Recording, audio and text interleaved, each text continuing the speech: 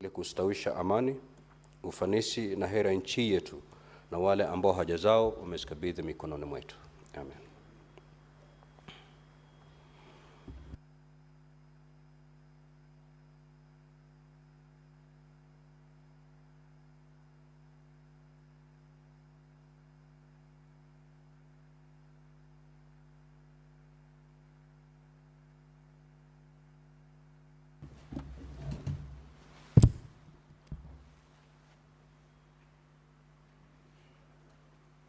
Clerk, do we have quorum? Sergeant at Arms, kindly ring the quorum bell for 10 minutes.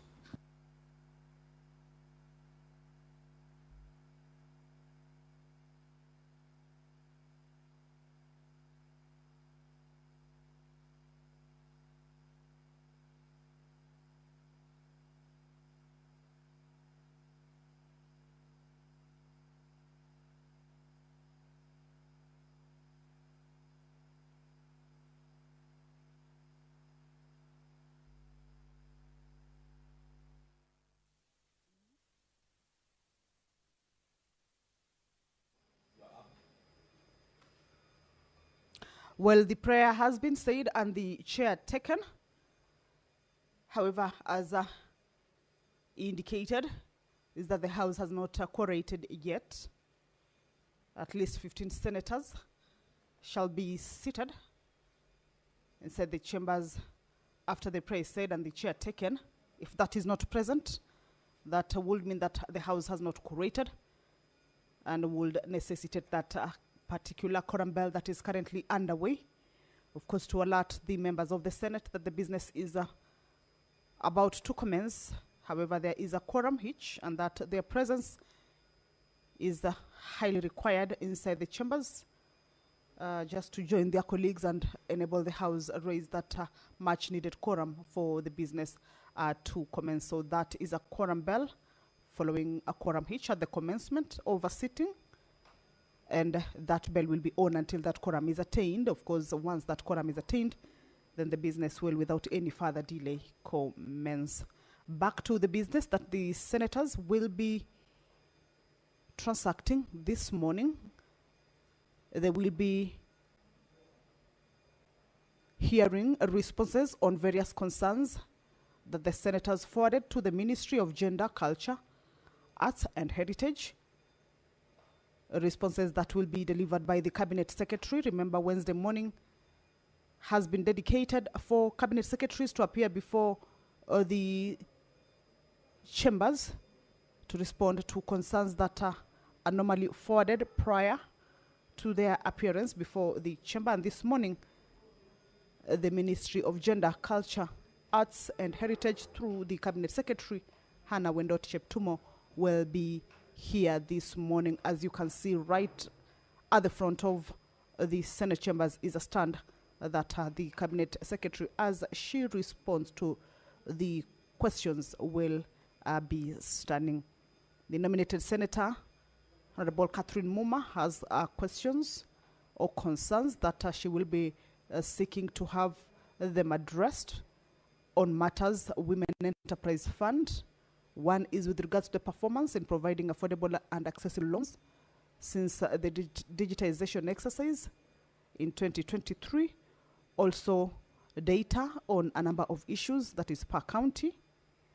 Measures that the ministry is taking to address concerns regarding punitive decisions of scrapping credit scores for groups that had built their credit scores over the years, dating back to long before the digitization process of the fund that was done in the year 2023, as well as what the ministry is doing to ensure women entrepreneurs who wish to do businesses outside of chamas are not discriminated against when it comes to accessing the Women Enterprise Fund loans. If you're just joining us, that the House is about to commence its business, more members are making their way into the chambers. You can see the member for Mombasa County, the member for Nairobi County have just also walked in. The Cabinet Secretary for Gender, Culture, Arts and Heritage will also be responding to concerns raised by the Senator for Kisumu County, Senator Professor Tom Ojienda. questions around gender-based violence cases, commonly referred to as GBV. And these questions will be coiled around factors that have been identified as the major causes of the recent surge in the gender-based violence. That is the leader of the majority party, Honorable Erin Cheruiyot, trying to do a count on the number of the members inside to see whether the quorum is or has been achieved yet or is about to be achieved. Remember, we are looking at about 15 senators. So once that quorum is attained, clearly, now it is yet to be attained, although we can see more members making their way into the chambers. Once that quorum is attained or a substantive number is raised, then the business will continue. The matters with regards to causes, the major causes of the recent surge in gender-based violence cases, including the alarming rise in femicide incidents, which reached at least 170 cases in 2024, equal to 79% increase compared to 2023. This is a concern that the Cabinet Secretary for Gender, Culture, Arts and Heritage will be addressing.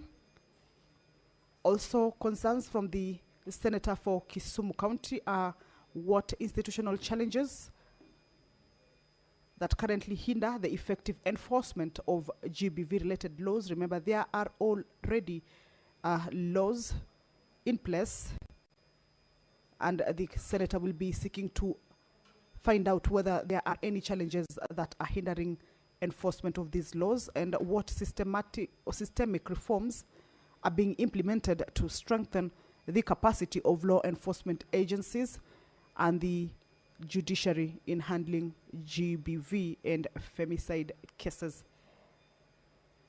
We can at least now see a substantive number of members, at least inside the chamber. Hopefully in the next few seconds, minutes, we may raise that quorum and the business will commence. But however, we shall be waiting for direction, of course, from the Speaker if the quorum has been raised and if the House then can commence its business. More questions with regards to the gender-based violence cases is with regards to whether the Cabinet Secretary could provide data on the prosecution as well as conviction rates for GBV and femicide cases. All right, the quorum has been achieved. Allow me to hand you over.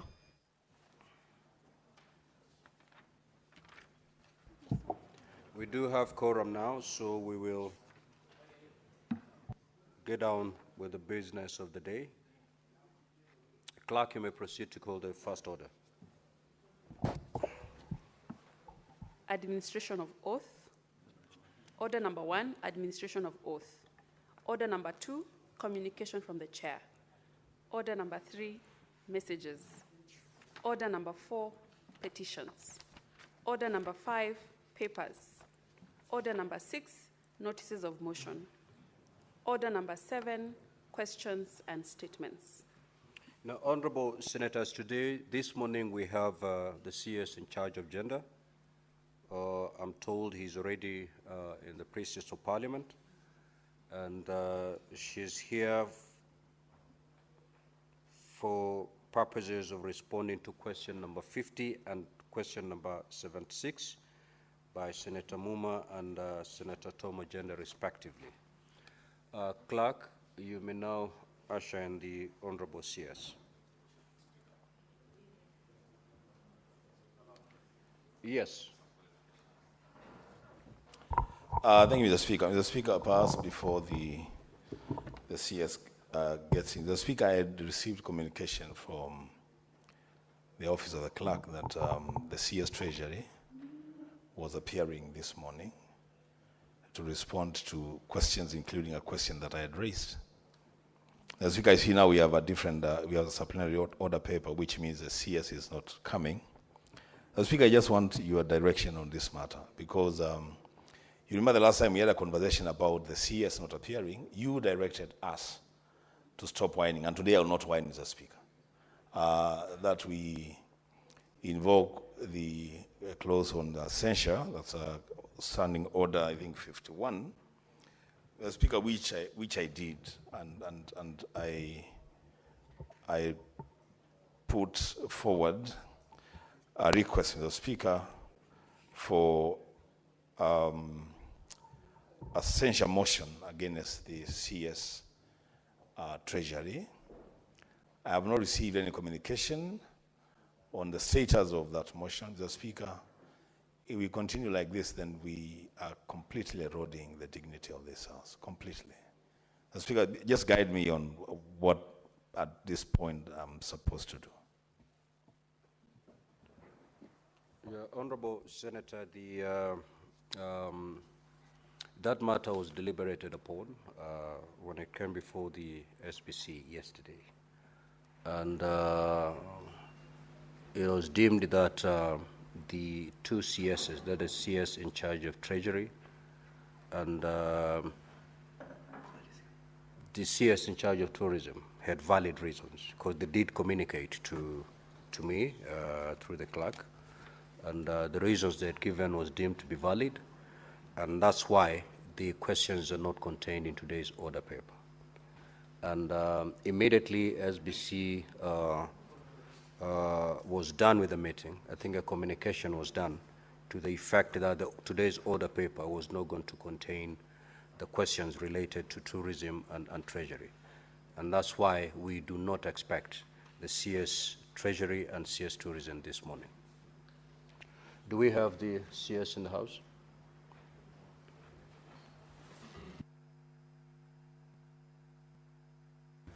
Well, this is a matter that is still under processing. It may be approved, it may not be approved.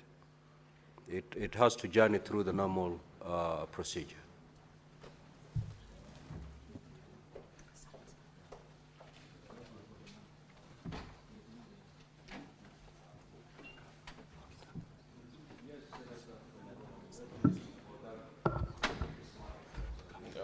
Speaker, there is just a clarification I sought from you, because I wanted to seek from you, because you know the House had already made a decision that there was some misbehavior on the part of the CS Treasury.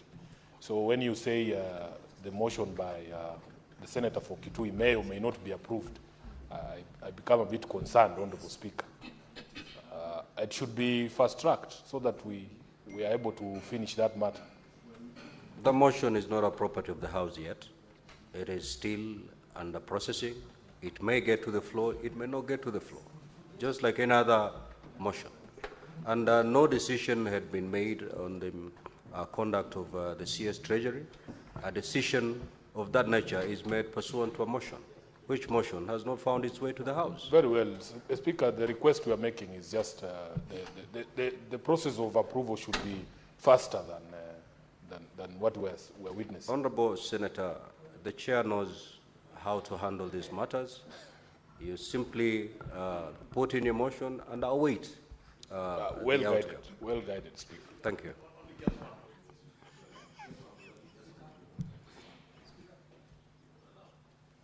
Is the CS gender in the House?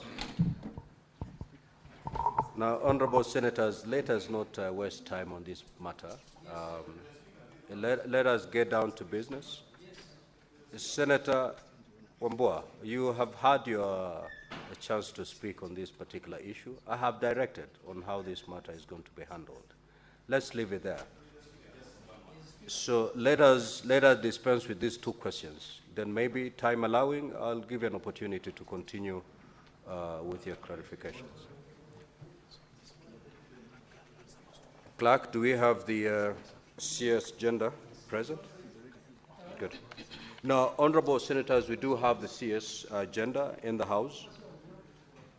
Senator Mundegi, you do not exchange directly with your colleague. If you have any issue, you know exactly what to do.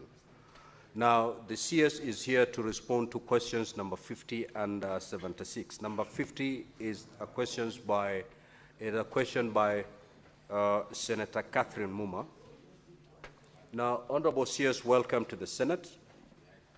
Since this is your first time appearing before this House and I believe Parliament, I will guide you on the procedure that we ordinarily follow during this question time. Now, the senator who has a question will rise to ask the question. Thereafter, I will ask you to respond to the question. Once you're done responding to the question, the senator who rose to ask the question will have a chance to ask you 2 supplementary questions. Now, the supplementary questions must be related to the primary questions that you'll have responded to. Thereafter, all the other senators will be at liberty to ask further supplementary questions. I will be guiding you when I feel that a question that has been asked by a senator is not a supplementary question. I'll be guiding you on whether you're in a position to respond to it. If you're not in a position to respond to it because you're not prepared and it's not related to the primary question, that you will not be under any obligation to respond to it now. However, you may undertake at some later date to supply written response to a question that you feel is not a supplementary question in its nature, but it's important that it be responded to. I will now ask Senator Catherine Muma to ask question number 50. Thank you, Honorable Speaker, for the opportunity to ask this question. Honorable CS, you are welcome to the Senate, and congratulations for going through the processes of being appointed, and the women of Kenya looking up to you to help move the step on matters gender ahead. My question is question number 50, and the question is as follows. A, how has the Women Enterprise Fund performed in providing affordable and accessible loans since digitization of the exercise initiated, as was initiated in 2023?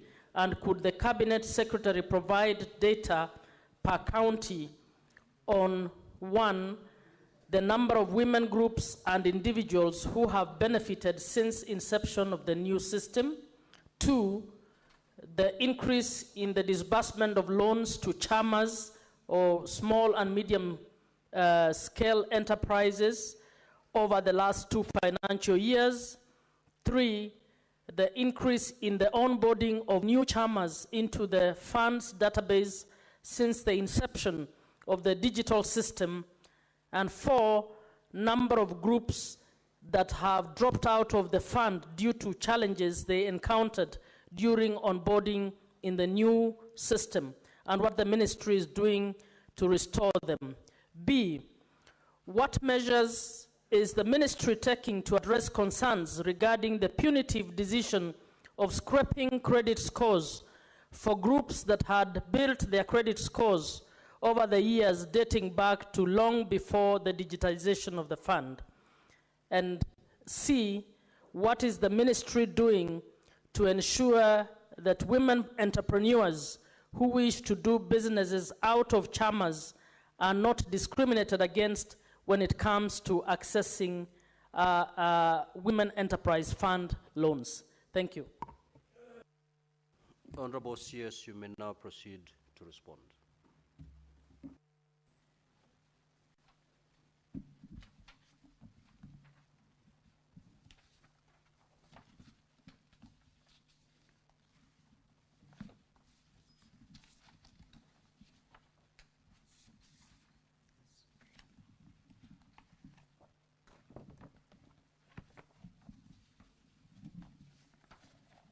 Thank you, Mr. Speaker, sir.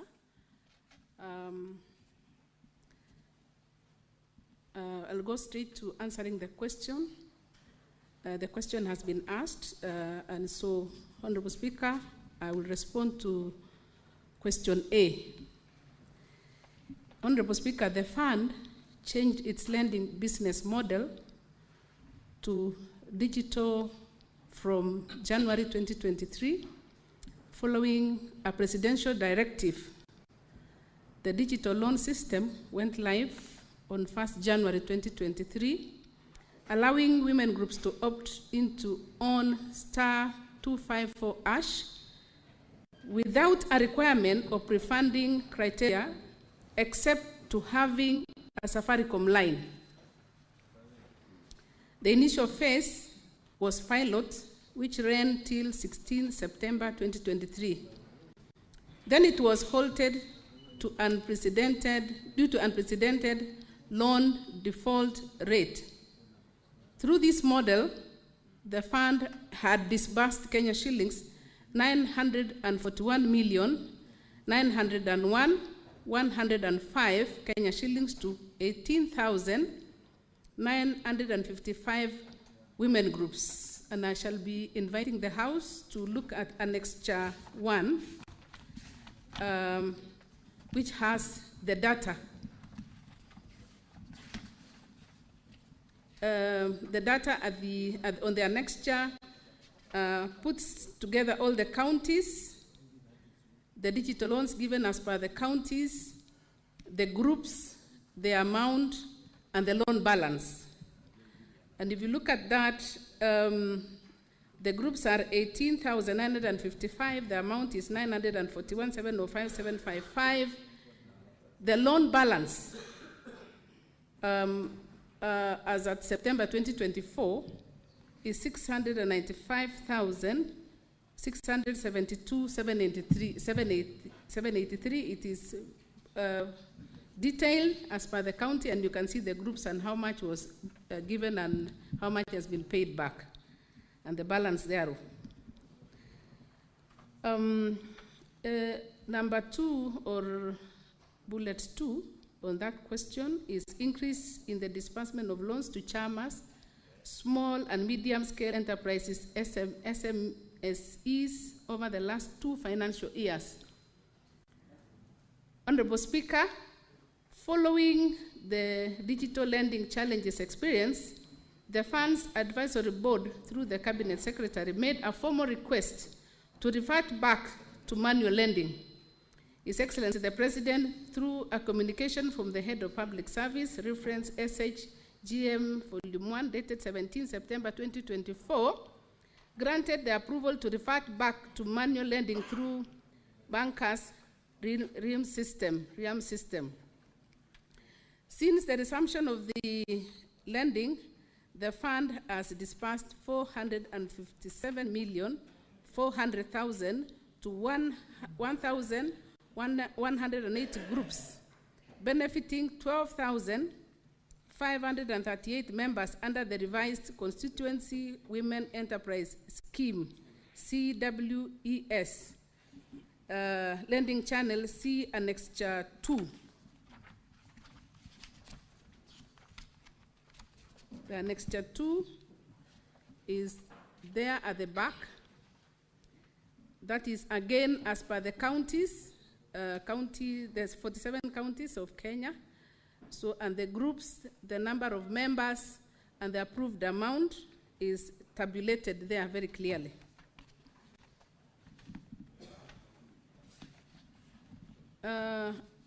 Number 3, in answering your question, Honorable Member, increase in the onboarding of new chairmas into the fund's database since the inception of the digital system.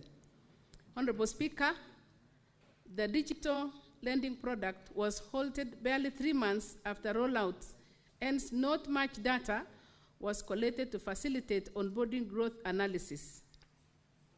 4, number of groups that have dropped out of the fund due to the challenges they encountered during the onboarding into the new system and what the ministry is doing to restore them. Honorable Speaker, the fund had lent to 136,499 groups since inception, but only 18,955 had borrowed under the digital loan product. For the 3, the product was on amounts, for the 3 was on the offer. Presumably, the rest of 1,117,544 groups had opted out due to the limiting loan amounts and shorter repayment period. However, upon reversion to the manual lending model, all groups with good repayment history have been able to express their interest in borrowing, resulting to disbursement of Kenya shillings 457,400,000 to 1,180 groups in the last 4 months. So the measures that the ministry is taking to address the concerns punitive decision of scrapping the credit scores. In answering that question, Honorable Member and Speaker, following the reversion to the manual lending model in December 2024, the fund has acknowledged the valid concerns raised by long-standing women groups regarding the loss of credit history and scores built over several years, particularly prior to the digitization phase. In response, the following strategic measures and policy interventions are being undertaken. 1, restoration and integration of historical credit records. The fund has integrated historical loan performance data from pre-digitization and digital records into the banker's RIM system. This aims to ensure that groups with strong repayment histories are recognized and rewarded through improved loan access, faster approvals, and ability to reinstate previous loan limits. 2, reinstatement of loan graduation. The fund has reinstated the tiered lending structure, allowing groups to progress based on their historical performance. Groups that had advanced to higher cycles before the digitization of the lending are being reassessed and reinstated to their previous cycles. The third intervention is targeted vetting and fast-tracking for legacy groups. Legacy groups with established track records are being fast-tracked through manual verification, including physical vetting by credit assistants to restore their access to credit without penalization. Number 4, stakeholder communication. A structured communication and engagement strategy has been initiated to inform groups of their options. There is more sensitization at constituency and county levels on the reinstated manual lending model. Number 5, policy review. The fund has documented lessons learned from digitization and endeavors to strengthen future transitions to safeguard borrower records and institutionalize credit score protection policies moving forward. C, the question is, what is the ministry doing to ensure that women entrepreneurs who wish to do business outside of chamas are not discriminated against when it comes to assessing web loans? Honorable Speaker, the fund is aware that not all women prefer or are able to operate within the group chama structures and is taking deliberate steps to expand financial inclusion by creating more flexible, individualized access products. The following measures are being implemented. 1, introduction of individual loan products. The ministry, through Women Enterprise Fund, has developed individual loan products tailored to meet the needs of women entrepreneurs who operate outside group chama models. These products will consider business registration or proof of income instead of group guarantees, scalable limits based on individual payment capacity, and customized training and financial literacy support. The products have been approved in the credit policy and will be rolled out progressively in the next financial year, subject to availability of funds. 2, policy framework to expand beyond group lending. The credit policy has been reviewed to diversify WEF's lending portfolio beyond the traditional group-based constituency women enterprise schemes model. This new framework will incorporate hybrid lending structures, including business loans, agricultural loans, and asset financing loans. The third intervention in that group, in that question, is capacity building for individual entrepreneurs The fund is expanding its training programs to cover individual women business owners. These include modules on business management, record keeping, and loan application readiness, and transitioning from informal to formal entrepreneurship. Strategic partnership with financial institutions. Women Enterprise Fund is engaging banks, savings and credit organization circles to co-design individual credit products that are accessible, affordable, and scalable for women. This partnership also allows for shared risk and improved loan management infrastructure. 5, stakeholder consultation and feedback mechanisms. Regular public participation forums and stakeholder engagement sessions are being held to understand the evolving needs of women entrepreneurs. Feedback is being used to inform the development of inclusive products. Honorable Speaker, the fund is committed to eliminating structural barriers to credit for all women, whether in groups or as individuals, by broadening its approach and product range. Women Enterprise Fund is transforming into a more inclusive and responsive fund aligned with the diverse realities of Kenyan women entrepreneurs. Honorable Speaker, so that is the response to that question number 050, and as guided by your, I'm now seeking your guidance whether we have answered question number 50. Yes. Yes. So, Honorable CS, you may take your seat. I will now allow Senator Muma to ask 2 supplementary questions. Thank you, Honorable Speaker, and thank you, Honorable CS, for the responses. Clearly, I think there is a lot that's happening around WEF that has potential, and I think we will be engaging a lot more in order for us to be able to advise women around this fund. My first supplementary question is hinged on the fact that economies are going digital, and I would want to know why the digitization exercise did not go well in regard to this particular fund. Secondly, I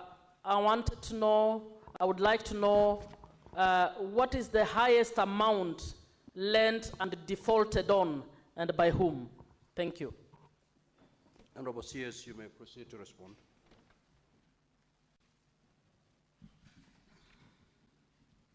Thank you, Honorable Speaker and the member, for those 2 good questions, which informs exactly where we are and the challenges that we were faced.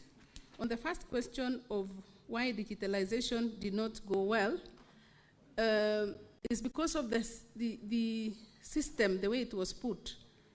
The amount that was being borrowed through the manual lending was a lot. It was 750,000. But when it went digital, it was 50,000, and most members or women did not embrace that. And also the follow-up, because of this, you borrow and there was no way of tracking the repayment of that money. The second question is, which group has the highest amount? From the data that we have, there is a group that is called Pamoja Women Development Program. The amount which was disbursed is a total of 40 million. On 12th of February 2009, they were given 20 million. And on 13th of December 2009, they were given another 20 million. From the data that we have, is that amount is still outstanding. They went to court, and this matter is coming up tomorrow. That is the 3rd of May. and when we shall know the verdict. However, at this point, I would like to usher in the CEO of WEB so that we can get final details as to who are these people. It is important that it is disclosed. Honorable CS, we under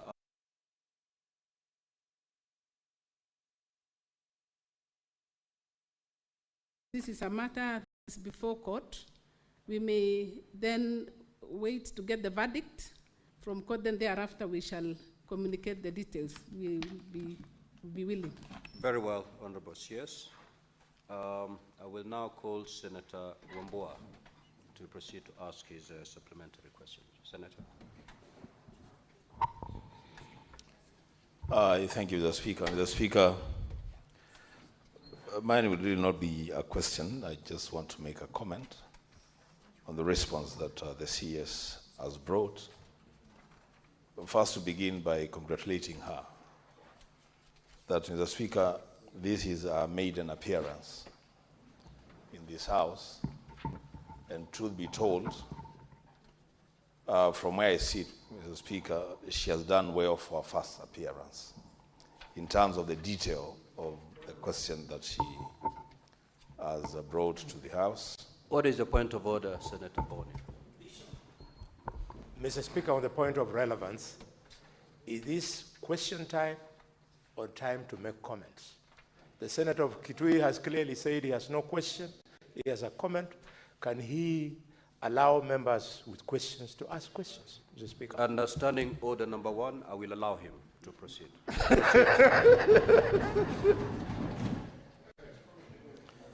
Thank you, Mr. Speaker. Mr. Speaker, what I do with my question time is my business. It's not the business of the Senator of Kakamega. As well, Mr. Speaker, I will proceed to make my comment that I have seen CSs who have appeared before us before, and they have been all over the page with all manner of explanations and no detail. This lady, I must say it, the Senator of Kakamega, she has done a good job. And especially given the situation that she finds herself in, she has done a good job. We are human. We must not behave like people who don't know our history. This lady is mourning her husband, who was your colleague. It is time to encourage her, and there will be opportunity, Senator Kakamega, to dig in and push. For now, it is to give her some strength and comfort that, Madam CS, you have done well. This house, this is the house where your husband used to sit. He was our colleague. And we want to tell you, continue in that spirit and be strengthened. I thank you, Mr. Speaker. The Senate Majority Leader. Mr. Speaker, I have a question to the Minister with regards to our answer on individual loan products to women.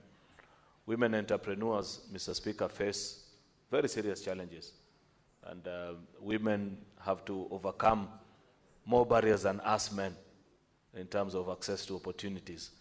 I have seen in the Minister's response that this individual loan product that she talked about has been approved by the Women Enterprise Fund Credit Policy Committee, which is a good step. She has further told the House, Mr. Speaker, in her response, that this product will now be available in the next financial year, subject to the availability of funds.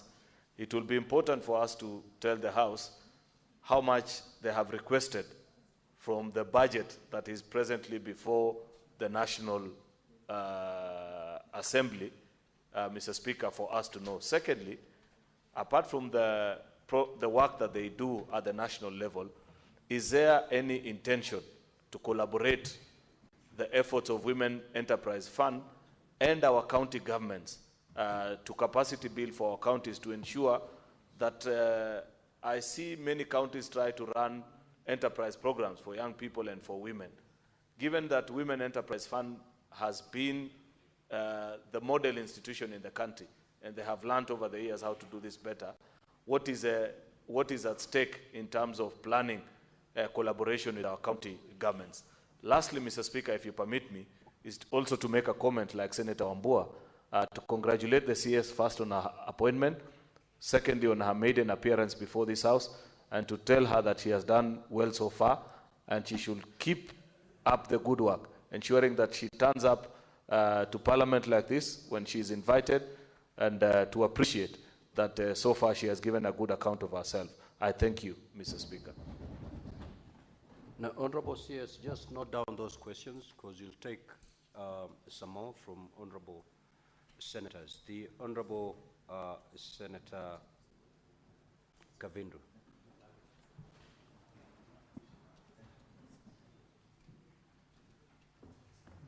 Thank you, Mr. Speaker.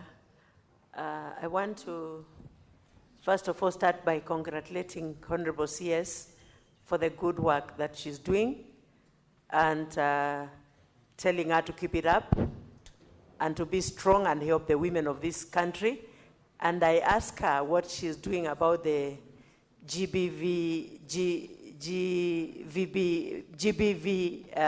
in Machakos, if we have any houses she's planning to build in Machakos as a rescue centers for gender-based violence, women and girls. Thank you, Mr. Speaker. Now, Honorable CS, that is not a supplementary question because it's not related to the primary questions. However, if you're in a position to respond, you may, but you're not obligated to respond to it now. Senator Kathuri Murungi. Thank you, Honorable Speaker. Honorable Speaker, I also want to really encourage the CS. Our performance is actually at 80% since this is the maiden appearance of the Senate.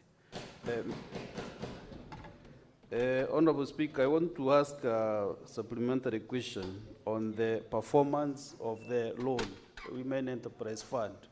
Performance of the loans disbursed since inception of Women Enterprise Fund to both the group loans and individual loans.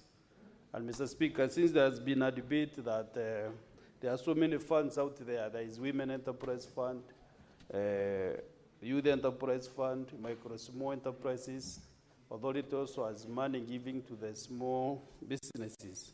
So whether the CS is comfortable, whether she supports corrupts of all these funds so that we can have one fund which is administered across board so that, Mr. Speaker, we don't have so many funds across the country or in government, or whether she supports the corrupts of all these funds. Thank you. Senator Karenyamu.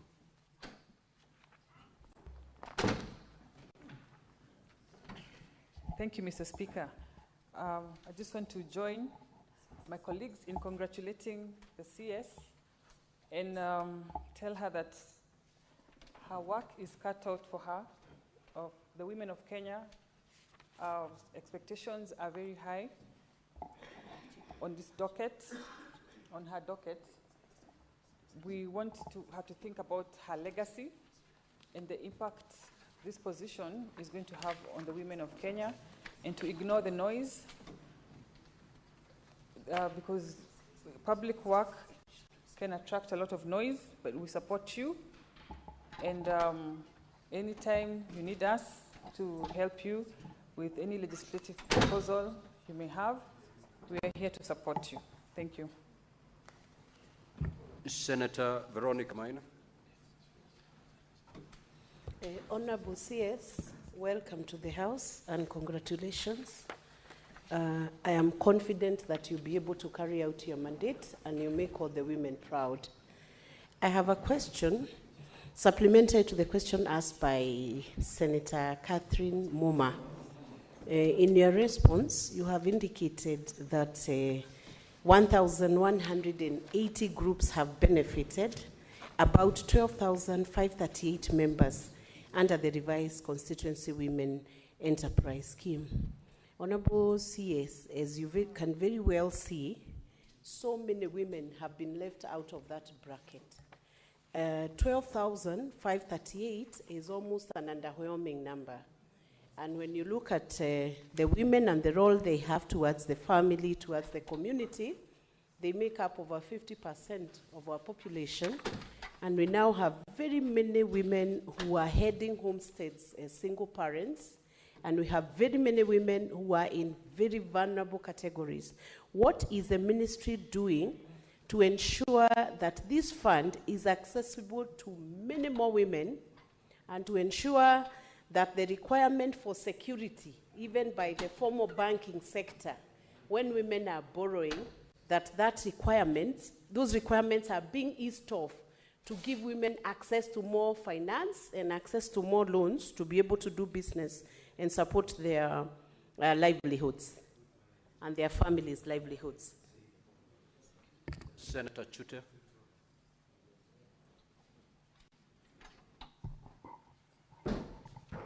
Thank you very much, Honorable Speaker.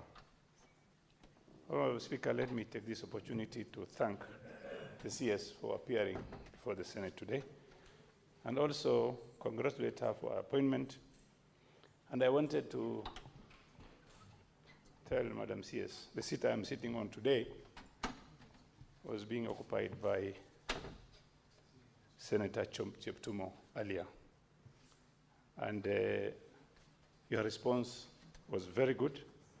Somebody gave you 80%. I'm giving you 90%. I have only one question. Madam CS, we had women from Marsabit who are trained about 6 months ago, from 6 months ago up to maybe a year. And I want you to visit Marsabit, if possible, and see how we can help the women of Marsabit County. As you are aware, Marsabit County is one of the most poorest counties, among the most poor counties in this republic. Kindly, karibu sana to Marsabit. Thank you very much, Honorable Speaker. Senator George Mbugua. Thank you, Speaker. CS, I would like you to tell this House what specific interventions your ministry has done to help women with disability access these loans on the digitized platform, and how many groups for women with disabilities have benefited. Thank you. Senator Eddy.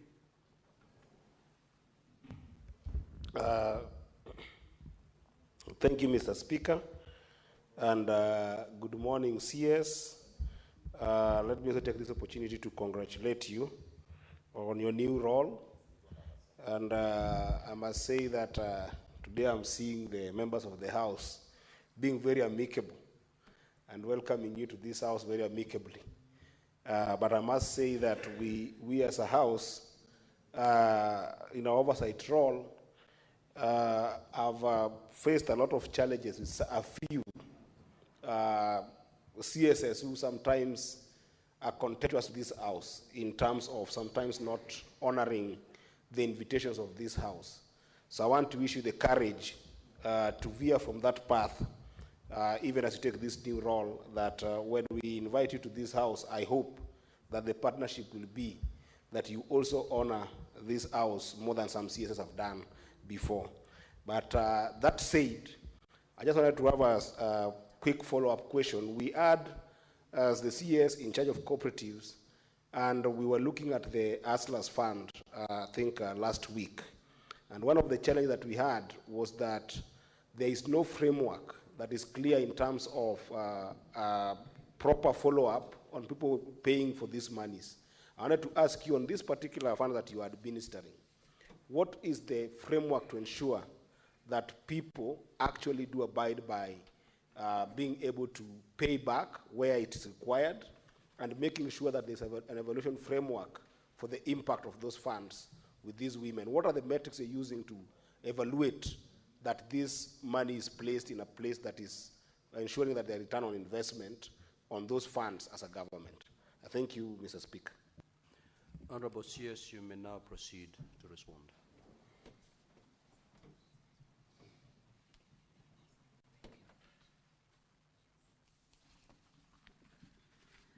Thank you very much, Speaker Sir, for those questions. I'll attempt to answer. The answers that we'll not be able to give in full, we will commit.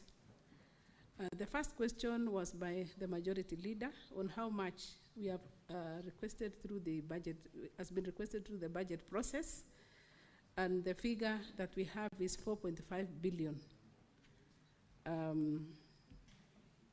That is the amount. If approved and given, then it will be able to push this agenda. The other issue is about the county collaboration. The web is trying as much as possible to deal and reach out to the county governments because that is where majority of Kenyan populace are, and we can work very well only if we merge our issues or work together with the counties. And from the data that we have, WEB is in collaboration with Nairobi County, Uasin Gishu County, and Kilifi County. And for the other counties, we are engaging more. They are engaging more together with our help as the ministry to ensure that all those counties are also reached. The other question was by Senator Kathuri, if I got the name properly, sorry if I didn't get. The performance of the fund since inception. Since inception, the amount of money that has been disbursed is 27 billion to over 136,000 groups.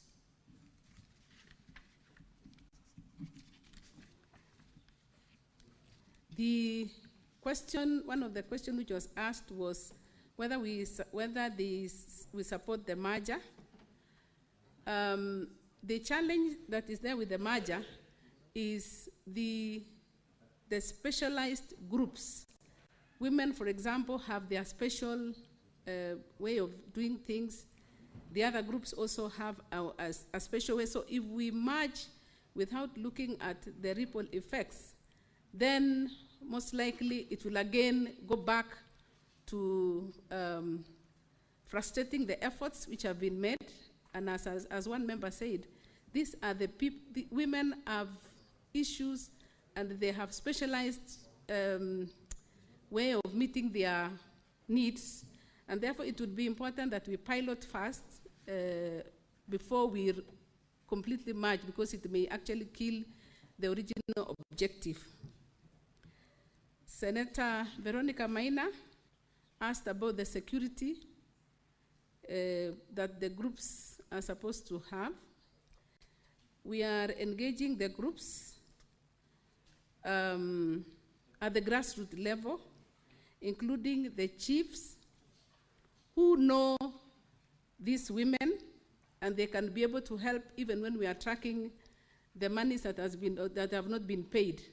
And actually that is where we had a challenge when it comes to digitalization, because there wasn't a follow-up. But now the 10 members who belong to that group are known to the local administration. And that is almost the main security that we are looking at. And we have the officers who are monitoring and ensuring that we follow the repayment of that money almost on daily basis, because they are in contact, they have their records. Senator Mbugua asked the question about PWLD. We have this one. I would beg that I be allowed to get more details, because this is a group that has to be, dealt with very clearly. So I will be seeking for more clarification Although the answer that I have here is that we have a specific product, but we will design a product that will be specific. So allow me to follow up so that we get what is actually tailor-made specifically for these PWDs. On the issue of the recovery framework, the recovery framework is, they are looking at the physical visits and meetings of the individual borrowers. The group membership also guarantee themselves. And these people are being reached at the level in which they even understand the language. Because forms and these issues of borrowing are mostly in a language that sometimes may be difficult for them to interpret, but the officers who are reaching out to them are able to explain to them how they can fill those forms, how they use that money, and how they repay back. So I think those are the answers that I have. In case there is anything that we have not clarified, then we shall be seeking for more time to respond. About Marsabit, yes, we commit to visit so that we can find out what is happening and how the women would want us to move together.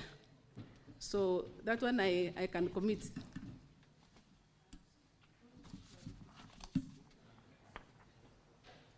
Senator Mazayo, what is your issue, Senator Veronica, before Senator Mazayo takes to the floor? Maybe Honorable CS can take time and even bring the answer later. What the ministry is doing to make sure the fund is reaching many more women, especially seeing that those who have benefited here are very few. That's one of the questions I asked. And then on the issue of security, it was in respect of what the ministry is doing to ensure even the formal banking sector has reduced the need for security, the securities that women do not own, like titles, heavy securities that make it difficult for women to access, had more finance from formal banking sector. What is the ministry doing to ensure that those requirements are eased for women to make it easy to access credit? Honorable CS, we'll take a couple of questions before you take the stand to respond. Senator for Kilifi, Senator Mazayo. Asante mstahiki Spika kwa kunipa nafasi hii. Swali langu kwa waziri ni, kwanza nataka kupatia kongole kwa kuchaguliwa na rais kama waziri wa mambo ya jinsia, utamaduni katika nchi yetu ya Kenya. Ninao matumaini ya kwamba utafanya kazi inavyotakikana na utaweka bendera ya mume wako kama vile ilivyokuwa hapa, akifanya kazi kwa bidii na juhudi kuona kwamba amesaidia watu wake wa huko nyumbani.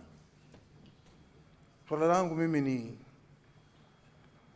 kama wizara yako iko na hesabu au data ambayo inaweza kuonyesha usaidizi wote wa akina mama katika taifa la Kenya ambao wanaweza kufikia yale masoko ambayo yanaweza kuwasaidia katika biashara yao. Asante. Asante. Senator Abbas. Thank you, Honorable Speaker. Honorable Speaker, I want to also join my colleagues to congratulate the CS and want to thank the President for recognition of her ability for appointing her as a CS. Honorable Speaker, one thing I have noted is that if we look at the amount of money that has been disbursed It's more on the urban side. People are getting more money. You see, area like Nairobi is getting 236 million. Kiambu, 155 million. But of course, as you go far from Nairobi, even your own hometown, Baringo, there are only 10 member groups. This shows that Wajir, if you go my own town, I mean my own county, there are only 24 groups that took 5,550,000. This shows that, you know, people are not getting access to the credit, to the fund, because of maybe lack of security. You know, this country, it's more of a patriarchal country where men only rule and have on the title deeds. So I'm asking the CS, what is now that the security is not there for women, what other plan do you have, your minister have, so that at least the rural woman can be able to access credit from this fund? Senator Tom Ojenda.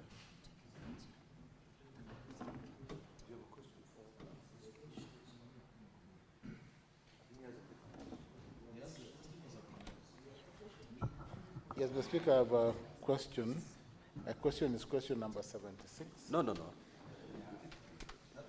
Senators, kindly be attentive as we move forward. Senator Kisang.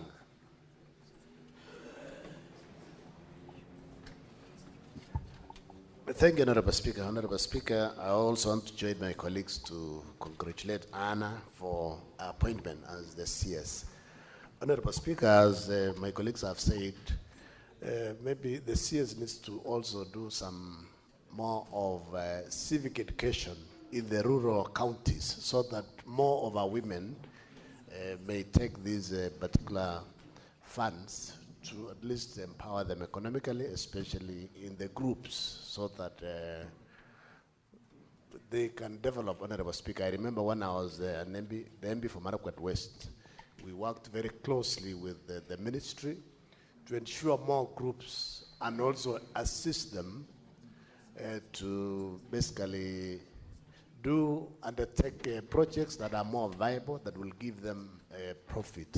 So that's what we just want to ask her to maybe focus and go to the use the officers on the ground to assist our women groups so that they can be empowered. Honorable Speaker, also maybe as a government they need to look at the Women Enterprise Fund and the Youth Enterprise Fund and the ASLA Fund. Is it possible, maybe at some stage, maybe it's good to merge them together into one serious empowerment fund to assist the youth and the women and the BWDs. Thank you, Honorable Speaker.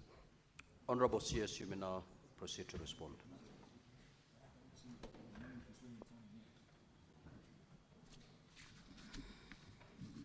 Mr. Speaker, thank you very much for again giving me a chance to clarify, especially on the questions that have been asked earlier. So Senator Veronica asked about the issue of funding. To be able to reach many women, we require the funds. And that is the challenge that is there, considering that the amount of money that had been given earlier, most of it has not been repaid back, and it was supposed to be a revolving fund. However, if subject to availability of funds, we shall be able to lend to as many groups as possible. Because you just require a group of 10 members, and they don't require any security. The security is the chiefs, and then the local leadership. These are people who know each other. So there is no security that is required. Senator Marzayo, we have a department of market linkages, and we are working to ensure that our women products reach the markets. And definitely, as a ministry, we are looking at an all-government approach So it does, this Women Enterprise Fund is not working in isolation. We work with the other ministries to ensure that we make use of the already existing structures. Senator Abbas asked about the sensitization of the women to ensure that we reach the women at the marginalized areas. So all to ensure that everyone, even if it's using the vernacular stations, to ensure that they know what is happening. But mostly we have an all-government approach. We work with all the other sectors of the government to ensure that we make use of the platforms that we have to pass the information.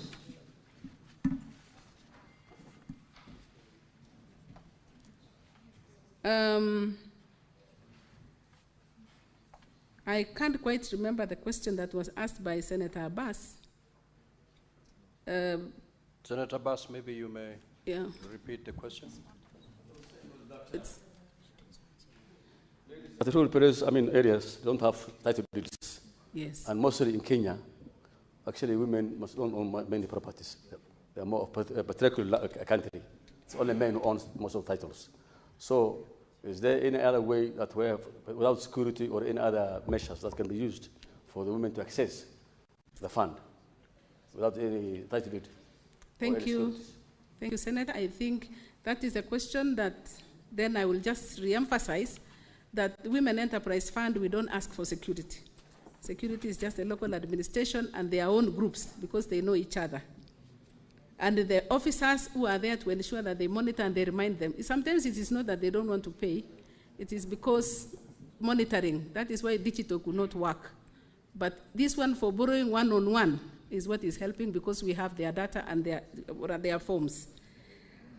Senator Saf?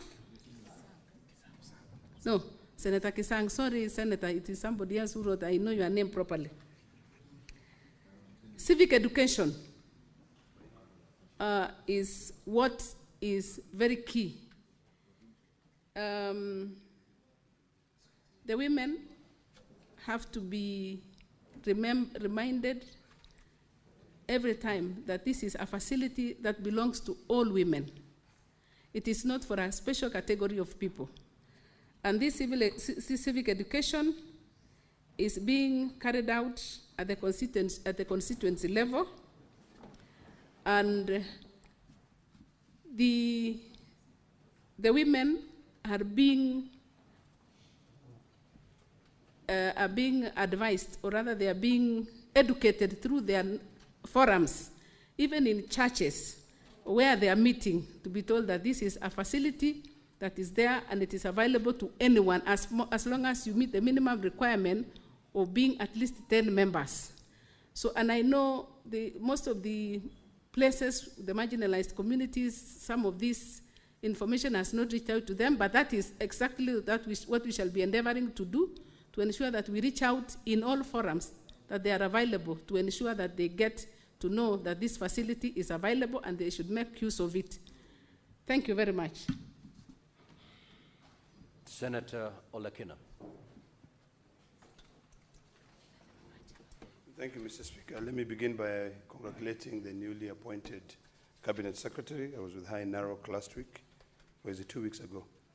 And my question to you, knowing that you're the new kid on the block, and women demands a lot from you. I've listened to the questions asked by my colleagues.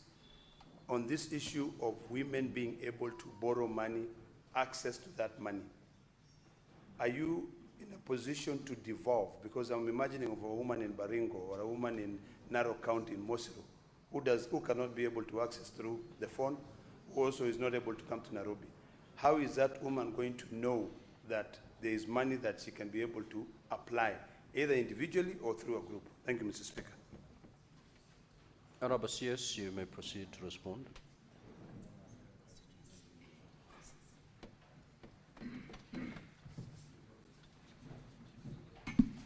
Thank you, Honorable Member, for that question. If you remember in my answer, initially we said this issue of digital borrowing has been almost vacated because it is not every woman has a phone.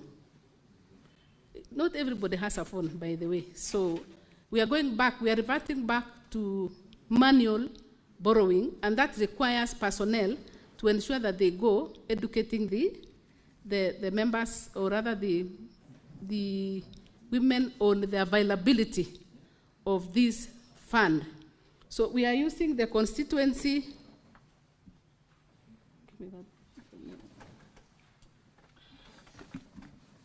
We have officers at the constituency level who are tasked with that role of ensuring that they educate the members on the availability of that fund. And when we talk about constituencies, that is where they are.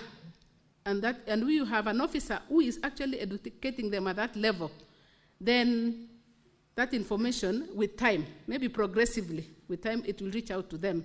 And we shall also be making a follow-up to ensure that we don't just speak, but we ensure that we also get the reports from the constituency level on how many people, how much publicity has been made to our clients then.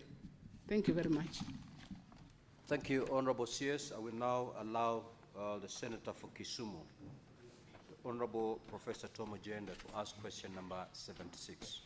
Honorable Senator, you may proceed. Thank you, Mr. Speaker. Today I want to ask the question from this desk. Mr. Speaker, to the CS Gender, Culture and Arts and Heritage, I wish to ask question number 76.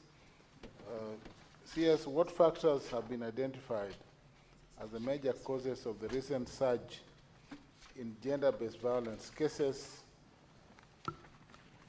including the alarming rise in femicide incidents, which reached at least 170 cases in 2024, a 79% increase compared to 2023?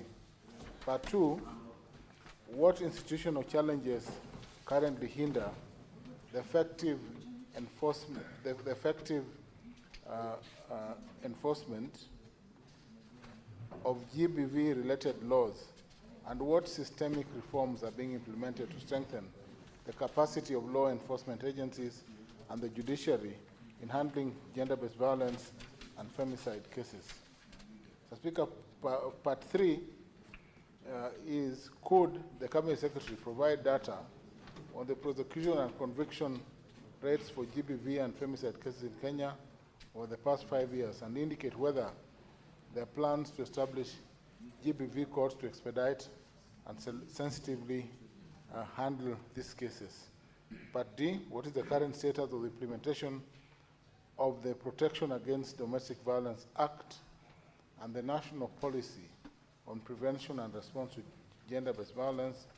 And could the CS provide an audit or evaluation of their effectiveness? Lastly, could the Cabinet Secretary provide a status report on the availability, accessibility, and distribution of safe shelters, psychosocial support services, and legal aid mechanisms for gender-based violence survivors across the 47 countries? Thank you, Mr. Speaker. Honorable CS, you may now respond.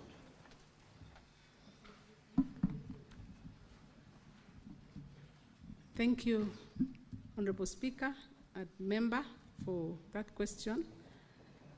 Honorable Speaker, the recent surge in gender-based violence and femicide in Kenya has escalated into a national crisis, prompting urgent calls for comprehensive action. Between August and October 2024 alone, at least 97 women were killed in gender-related murders. Addressing this multifaceted crisis requires a concerted effort to challenge societal norms, strengthen legal frameworks, and provide comprehensive support to survivors. Only through systemic change and sustained commitment can Kenya hope to reverse the rising tide of GBV and femicide. In cases of gender-based violence and femicide, increased cases of GBV and femicide are driven by a complex mix of social, economic, cultural, legal, and institutional factors. And below are the contributors. Contributor number 1 in the list is socio-economic factors. We live in a patriarchal society, and patriarchal norms and gender inequality societies prioritize male dominance and control over women, often normalize violence. Harmful traditional practices such as child marriage and female genital mutilation contribute to GBV, and stigma and silence around GBV cultural taboos often prevent survivors from speaking out or seeking help. Economic factors: poverty and unemployment. Financial stress can increase household tensions, leading to violence. Women in economically dependent positions are more vulnerable. And economic disempowerment of women limits women's ability to leave abusive relationships or report violence. Legal and institutional gaps. Weak enforcement of GBV laws. Perpetrators often go unpunished due to corruption, poor policing, or lack of evidence. Inadequate protection mechanisms, lack of shelters, limited legal aid, and psychosocial support services, which are wanting.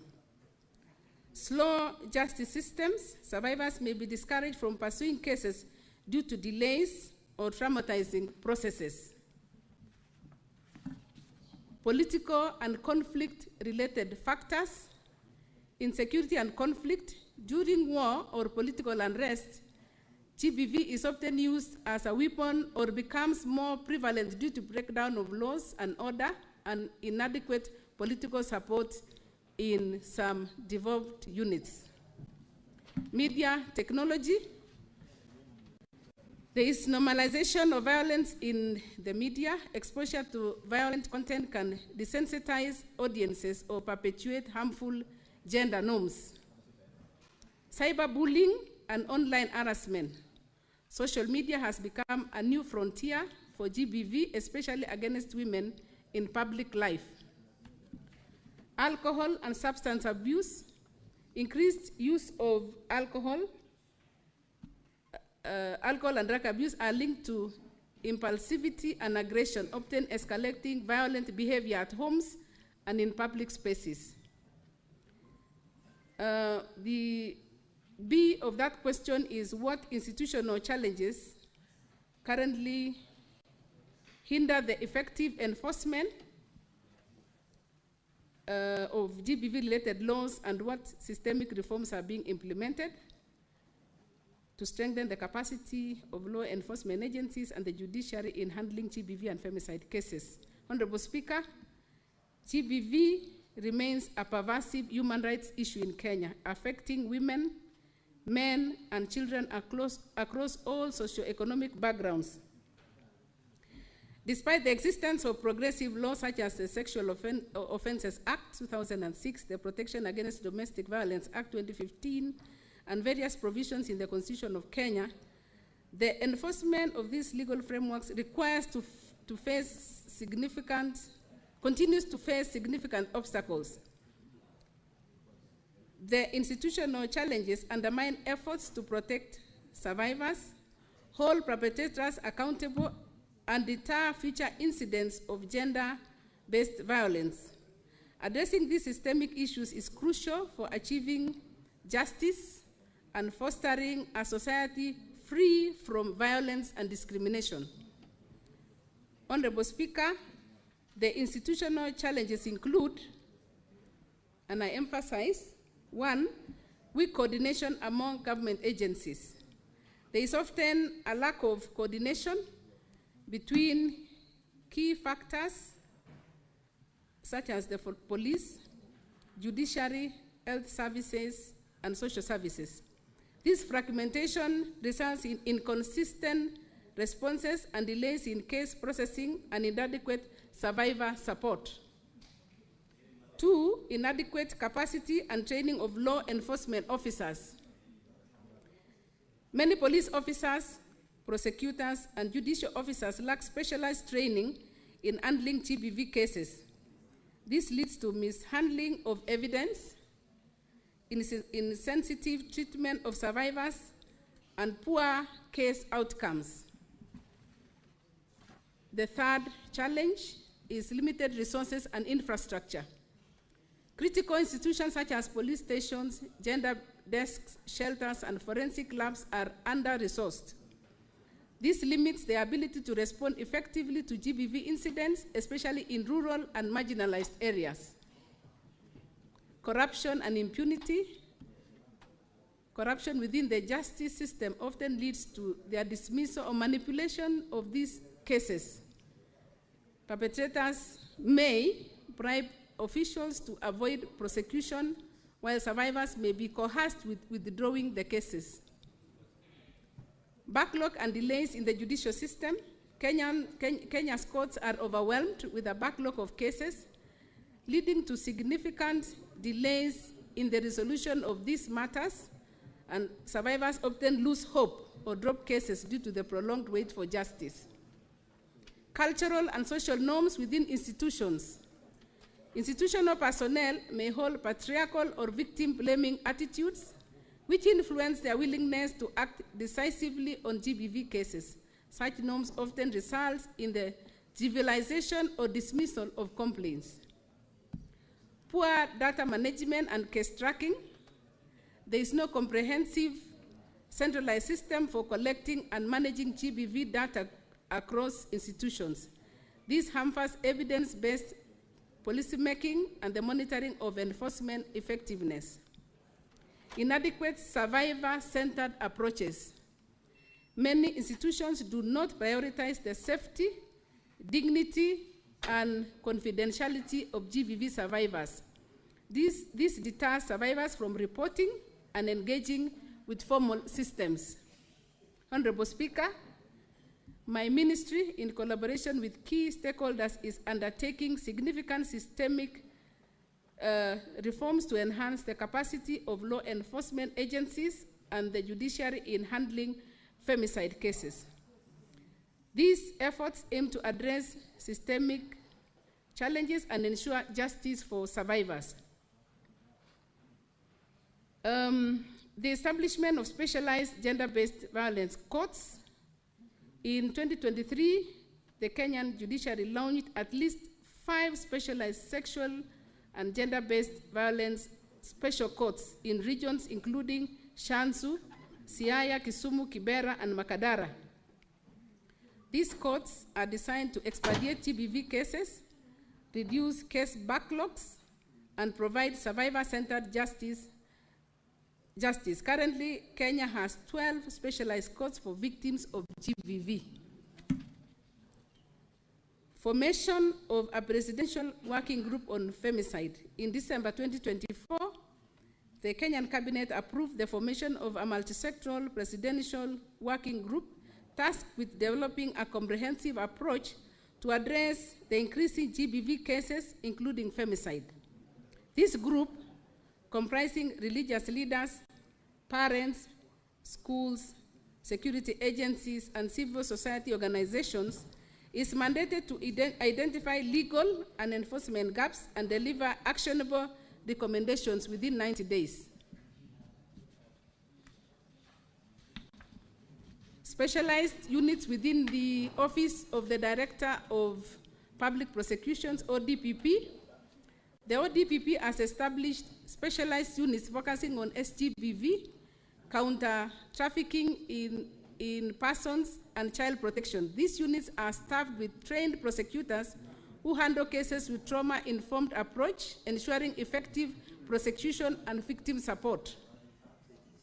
Number 4, standard operating procedures for GBV case handling. In July 2024, the Kwale Court Users Committee unveiled the first ever SOP manual to streamline the reporting and handling of SGBV cases. The manual outlines procedures for proper reporting, meticulous evidence recording, and effective prosecution, aiming to ensure victims receive prompt and effective justice. Police reforms and capacity building. The National Police Service has recommended several reforms, including digitalization of P3 forms and post-rape forms, integration of GBV information management system, and establishment of specialized GBV response units at all police stations. These measures aim to enhance the efficiency and professionalism of police responses to GBV measures to GBV cases. International support and training. UN Women has been instrumental in training over 600 officers across Kenya's National Police Service and National Transport and Safety Authority. This program focuses on recognizing signs of potential femicide and promoting a victim-centered approach to law enforcement. These reforms represent a concerted effort by the Kenya government and its partners to strengthen institutional capacities and ensure timely justice for survivors and ultimately reduce the incidence of femicide in the country. Reduce or stop completely. C, the question then was, could the government cabinet secretary provide data on the prosecution? And I would invite you to see Annexure 3. There is an Annexure 3 at the back.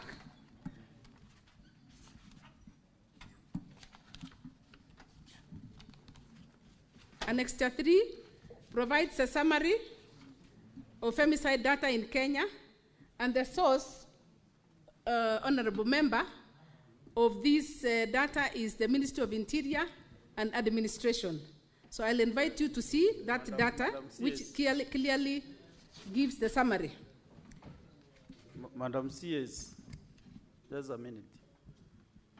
I've been approached by the owner of this question, Professor Tom Ojenda, and he has received the response. He has gone through the response. It's so lengthy, and he feels satisfied. So I wanted us to save time because the senior counsel is up, a senator for Kisumu. It's the property of those, but first of all, if the member is satisfied, and if you have supplementary question, because you know the reason why this document is circulated is for the senators to engage with this document.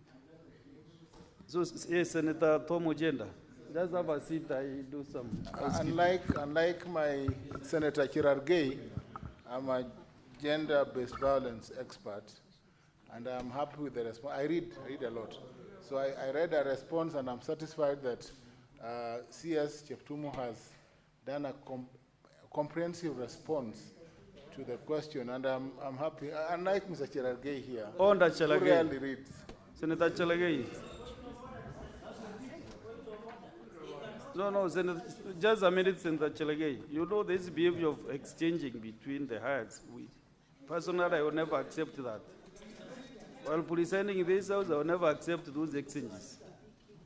So you should wait for him to finish, the senator for Kisumu, and then you can also make your point of honor or whatever else you wanted to say. Because we have actually interrupted him, whatever he was saying. So Senator Tom Ojenda, did you conclude? Okay. What is it? What is it, Senator Chalagay?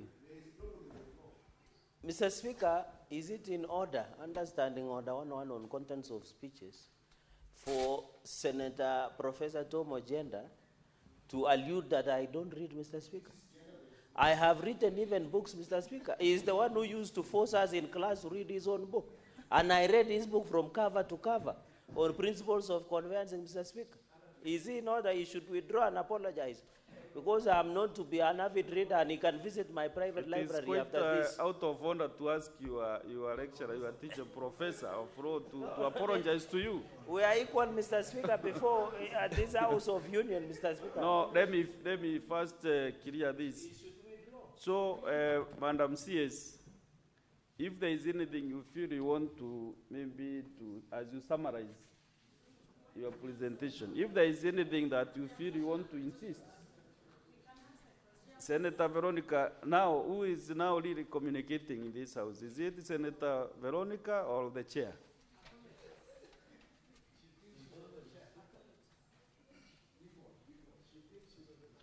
So, Madam CS, if there is anything that you want to comment as you summarize, then we ask a few supplementary questions, then we create more time for other business. If nothing, you have nothing, then we engage the supplementary questions. Thank you, Mr. Speaker, sir, for giving me an opportunity to just make some recommendations for consideration.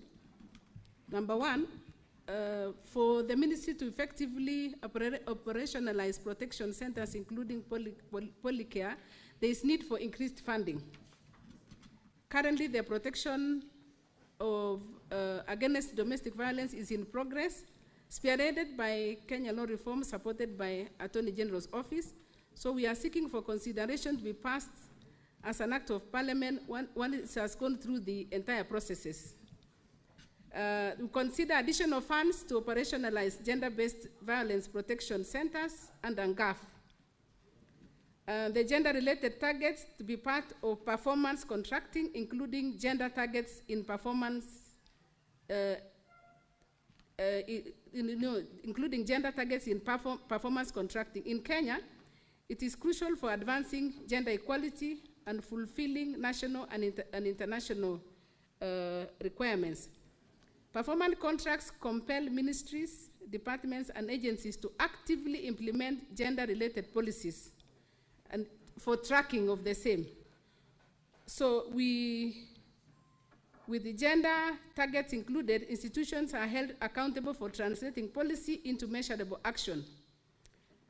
And integrating targets in performance contracting is not just a compliance issue, it is a strategic tool to foster equitable, inclusive, and efficient governance. It moves gender equality from rhetoric to results, ensuring government institutions contribute to transformational change for women, men, girls, and boys across Kenya. There is also the establishment of the Survivors Fund as per the Generation Equality Forum in partnership with the private sector. Because once the survivors are let out there, some of them have their harms have been mutilated. So the Survivor Fund will help in ensuring that they have life even after what they have gone through. So those are some of the recommendations that we are bringing on board so that this ministry is supported and this sector is supported, because it really goes to the core of the family. Thank you, Mr. Speaker, sir. Thank you, Madam CS, for the response. So we have a few supplementary questions. One is Senator John Mongai Bugwa. Thank you, Mr. Speaker. I would like the Cabinet Secretary to highlight to us the partnerships which exist between the ministry, the civil society, and the faith-based organizations to strengthen the GVP reporting and survivor support systems. Thank you. Madam CS, just reckon the 4 questions that are ahead of you. Next is Senator Veronica Waheti Nduwati. Thank you, Honorable Speaker. Madam CS, you know we have had a very high escalation of gender-based violence cases and femicide, and His Excellency the President has reiterated the government's commitment in tackling GBV. And to this end, an allocation of 100 million was done under Article 223 of the Constitution, and we had a meeting on 20th November 2024 between the ministry and women leaders across the whole country to address this issue.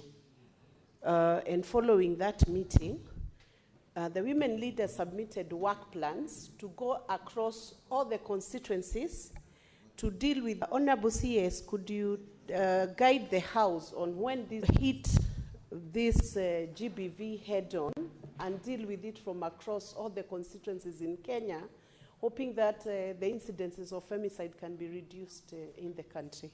What is the current position on that fund? Next is Senator Catherine Muyeka Muma. Thank you, Honorable Speaker, for the opportunity to ask. Honorable CS, thank you for your responses, but I wanted to just bring to your attention that you are aware of the Nancy Baraza task force, which was put in place because of the rampant issues of femicide. Honorable CS, we don't have a femicide law in this country, so even prosecuting a femicide offense is difficult in this jurisdiction. And so I just wanted to ask, one, how is the ministry bringing together all different actors to ensure that all parameters around GBV and femicide, from the legal, the justice, the social, the cultural, and all are addressed? It's a question, Honorable CS, I know you're just new in office, and I'm asking it just to broaden your thinking so that as you settle in, it might be an approach you might want to look at.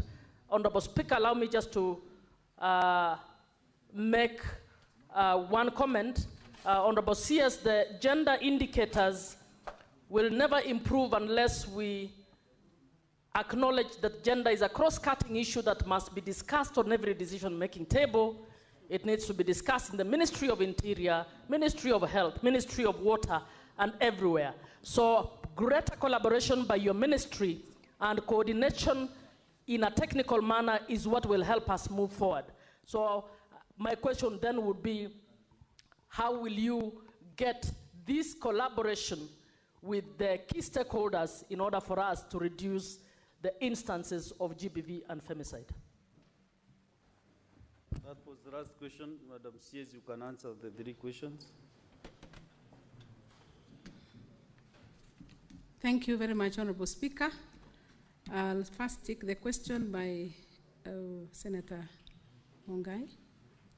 Yes, on the issue of the partnerships. So we have the gender sector working groups, which work together with us very closely to ensure that we have solutions to these issues which are very prevalent. We also have gender officers at the counties. At every county, there is a gender officer who are collecting the data, and they report back to us. Then we can be able to, that is why we are able to identify where are these hotspots and what is it that is causing this prevalence or the surges of these gender-based violence matters. About the 100 million amount, this is a matter that we would need to seek clarification or to make a follow-up on how it should, or when it should be disbursed, so that it can go for the purpose for which it was meant. So you allow us to follow up and then be able to report back or ensure that it is disbursed. We don't have to wait until we come back here. If we can have it rolled down, then the better. That is one of the things that I'll be following up on, and I'm aware about it. On the issue, Professor Muma, about the task force, the task force is still collecting the information, and once they come up with the report, we shall be able to receive and implement as fast as possible, because this is a task force that is going around the country and they are receiving information as to why all of a sudden these femicide cases are on the rise. The femicide law, as we speak, is not a law in itself. It is in the penal code, and it is being considered as murder.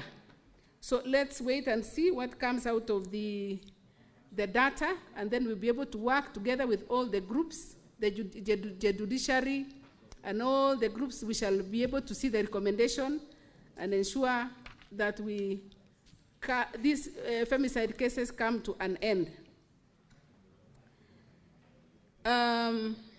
Again, on the issue of the gender indicators and the collaboration by all the sectors, this is something that we have to really go out of our way, because gender is in every sector. Gender is in agriculture, gender is in all departments, in all ministries. So as the lead ministry, we shall be reaching out to all the sectors to ensure that the gender issue is addressed at every level, so that it is not left to just a unit, it's not left to just a ministry. It is supposed to be cross-cutting, so that we can be able to reach as many people as possible and be able to finish this thing that is actually becoming a snare in our country. Thank you, Mr. Speaker, sir. Madam CS, I want to really appreciate you coming to the Senate, and you have handled the questions from the senators. So if there are any commitments of made, you'll be able to communicate through the relevant committee or the clerk of the Senate to answer those issues that you are not able to expressly be able to answer. So I want to thank you very much. I want to release you now to go and serve Kenyans. That is the end of the session. Members are happy with your response, and we have finished that session. Unless if you want to sit around, I can see you are really enjoying the Senate. If you want to sit around, you can sit and wait. No, maybe just to say thank you very much for listening to me. Yes, it is true, it was my first time, but thank you very much for the contributions. We will definitely work on the recommendations which have been made. And of course, you know you are senator by default. Thank you very much. Yes. So thank you very much indeed. So clerk, go to the next order.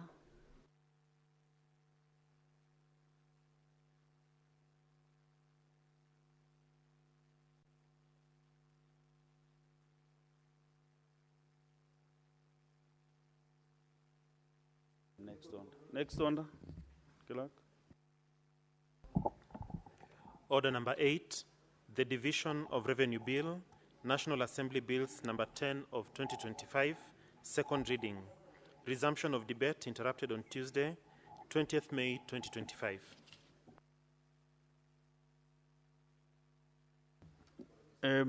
When the business was interrupted yesterday, Senator Gondi Friososi had a balance of 10 minutes. And if he's not around, then he will forfeit that privilege to spend his 10 minutes. So we go to the next. Online is Senator Chalagay Samson.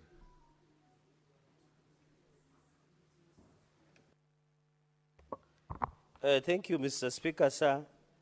This one of the the reason Senate exists, Mr. Speaker, is on this division of Revenue Bill 2025, that is a precursor of financial year 2025-2026.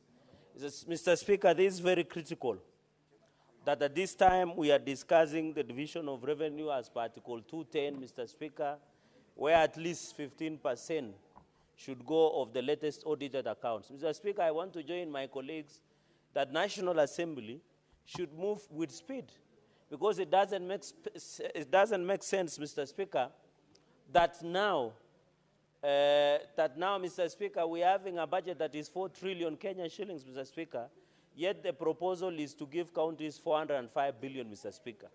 I want to ask the National Assembly to fast-track and ensure that the latest audited account is within even less than one financial year, Mr. Speaker.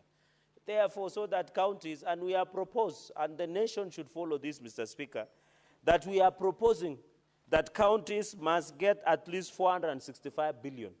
I expect that as we go to mediation, the position of the Senate should and must stand to get sure that the counties get 465 billion, up from 370 billion that was in financial year 24-25, Mr. Speaker. So that counties, Mr. Speaker, there are many things that counties should do. There are many money that counties should get, Mr. Speaker, so that we can see service delivery, Mr. Speaker. I heard yesterday during the ISPAC meeting in Mombasa, the argument of National Assembly Chairperson on Finance and Planning, say the reason counties should not get more money is because there is corruption. But there is corruption everywhere, even in national government and county governments. That is one of the lame excuses that I've ever heard, Mr. Speaker. That the chair of Finance and National Planning yesterday in ISPAC meeting in Mombasa could say counties should not get more money because of corruption. And you had the majority leader yesterday said corruption is everywhere. You cannot, Mr. Speaker, they say before you kill a dog, you give it a bad name. And that is what National Assembly are trying to do our county. In fact, my proposal, and I want to agree with Prime Minister Raila Odinga, that all funds should go to only 2 offices, the National Executive and the Governor. And I want to ask members of National Assembly, if you want to manage funds, run for only 2 seats, the Governor or the President. The Constitution is very clear, Article 94 and 96, that the work of Parliament is legislation, oversight, budget-making process, representation. And there is wisdom why the 2010 Constitution ensure that Parliament should do that job, because you cannot oversight yourself. As they say in Kiswahili, and quote unquote, Mr. Speaker, muganga ajigangi. And that is the essence, that the National Assembly should oversight National Executive, the Senate and the County Assembly should oversight the governors, Mr. Speaker. So I don't see any reason, Mr. Speaker, that National Assembly is arguing that since there is corruption in counties, but we have ethics and anti-corruption. You have seen the governor of Trans Nzoia has been arrested and arraigned before court of law. You saw the other day that the former governor of Busia was taken to anti-corruption case of 8 million Kenyan shillings, Mr. Speaker. We have a number of governors that are facing corruption allegation cases in court that are being prosecuted by DPP and EACC. We cannot allow, Mr. Speaker, that somebody wants to kill devolution so that they can have the money at the center. In fact, my prayer, Mr. Speaker, is going into the future, Mr. Speaker, that we must agree that let us devolve so much money and resources to counties until no one cares who is the president of Kenya. That is my dream. Say that when you are in Meru, your people are satisfied and you have your resources at Meru County, you divide.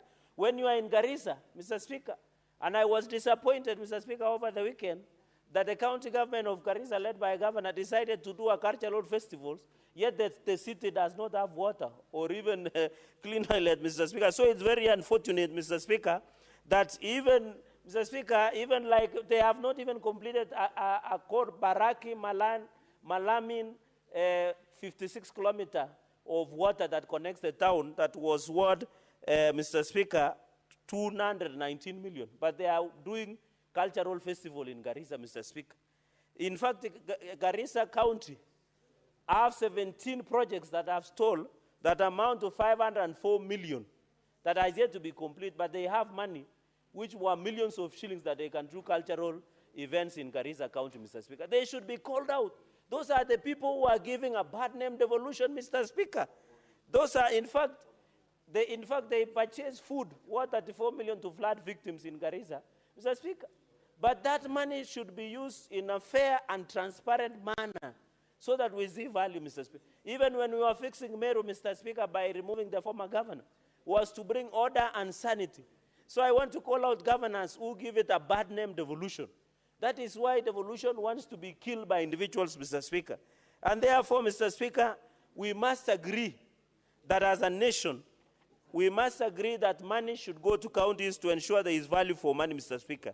Number two, Mr. Speaker, I have seen that counties from March, April, Mr. Speaker, equitable shareable revenue has got to be dispersed.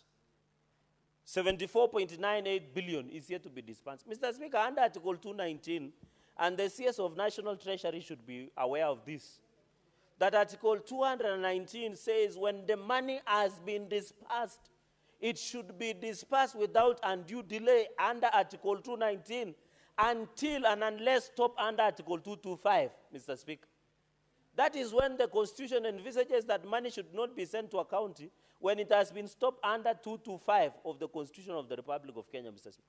The violation of Article 219, and I remember we didn't sanction the former minister, Ukuri Yatani, over delay of disbursement to counties, Mr. Speaker. Let the National Treasury, I am happy, Mr. Speaker, and I want to congratulate them, that they have released the school capitation of over around 22 billion capitation fees for second term to schools. But they must release 74.98 billion to counties that from February, March, and April, Mr. Speaker, so that the functions within counties can be pursued seamlessly, Mr. Speaker. And therefore, apart from corruption and prudent expenditure by counties, Mr. Speaker, we must agree as a nation, and I would have expected an opposition as the Senate, and I hope as we go to mediation and members of finance and budget are here, we must agree, Mr. Speaker, that our position as the Senate, we must push for 465 billion Kenyan shillings, Mr. Speaker. Number 4, Mr. Speaker, is on concurrent functions. Mr. Speaker, we need to have clarity on community health programs, CHVs, Mr. Speaker. Because when you move under our county, CHVs have not been paid, Mr. Speaker. There is another, Mr. Speaker, the issue of UHC, universal health coverage. Mr. Speaker, I hope you have seen whenever you are driving into Parliament, the UHC staff are always demonstrating, Mr. Speaker. You have even directed from your seat that we receive their petition, Mr. Speaker. These are the people when soldiers were hiding in barracks, when big men and women wielding power are hiding because of COVID. It is only these heroines and heroes of Kenya that confronted the fight against COVID-19, Mr. Speaker. It is sad today that the country does not see value of UHC staff, Mr. Speaker. And even Council of Governors, the other day they say they don't have a budget, Mr. Speaker. They were arguing that they gave us a pet to take it home, but it turned into a skunk, Mr. Speaker. Or they gave us a skunk to take it home and turn it into a pet, Mr. Speaker. We must agree, and I want to challenge National Assembly, that under the conditional grant, at least we should give 2 billion as a ring fence for transit of UHC. But they must first be given, Mr. Speaker, the gratuity so that they can get value for the money, Mr. Speaker. The UHC that are demonstrating daily, we must listen to them, Mr. Speaker. And you remember the Minister of Health was here, although he said he doesn't take my counsel, but my counsel is rarely given, and it is valuable, Mr. Speaker. You remember the Cabinet Secretary Aden Duale said he cannot take advice from Cherargei, and it is on record. But I'm saying my counsel is rare, but very valuable, Mr. Speaker. Mr. Speaker. There is a point of information from Senator Ndiokeji. To the House or me? Be informed. Okay, yes.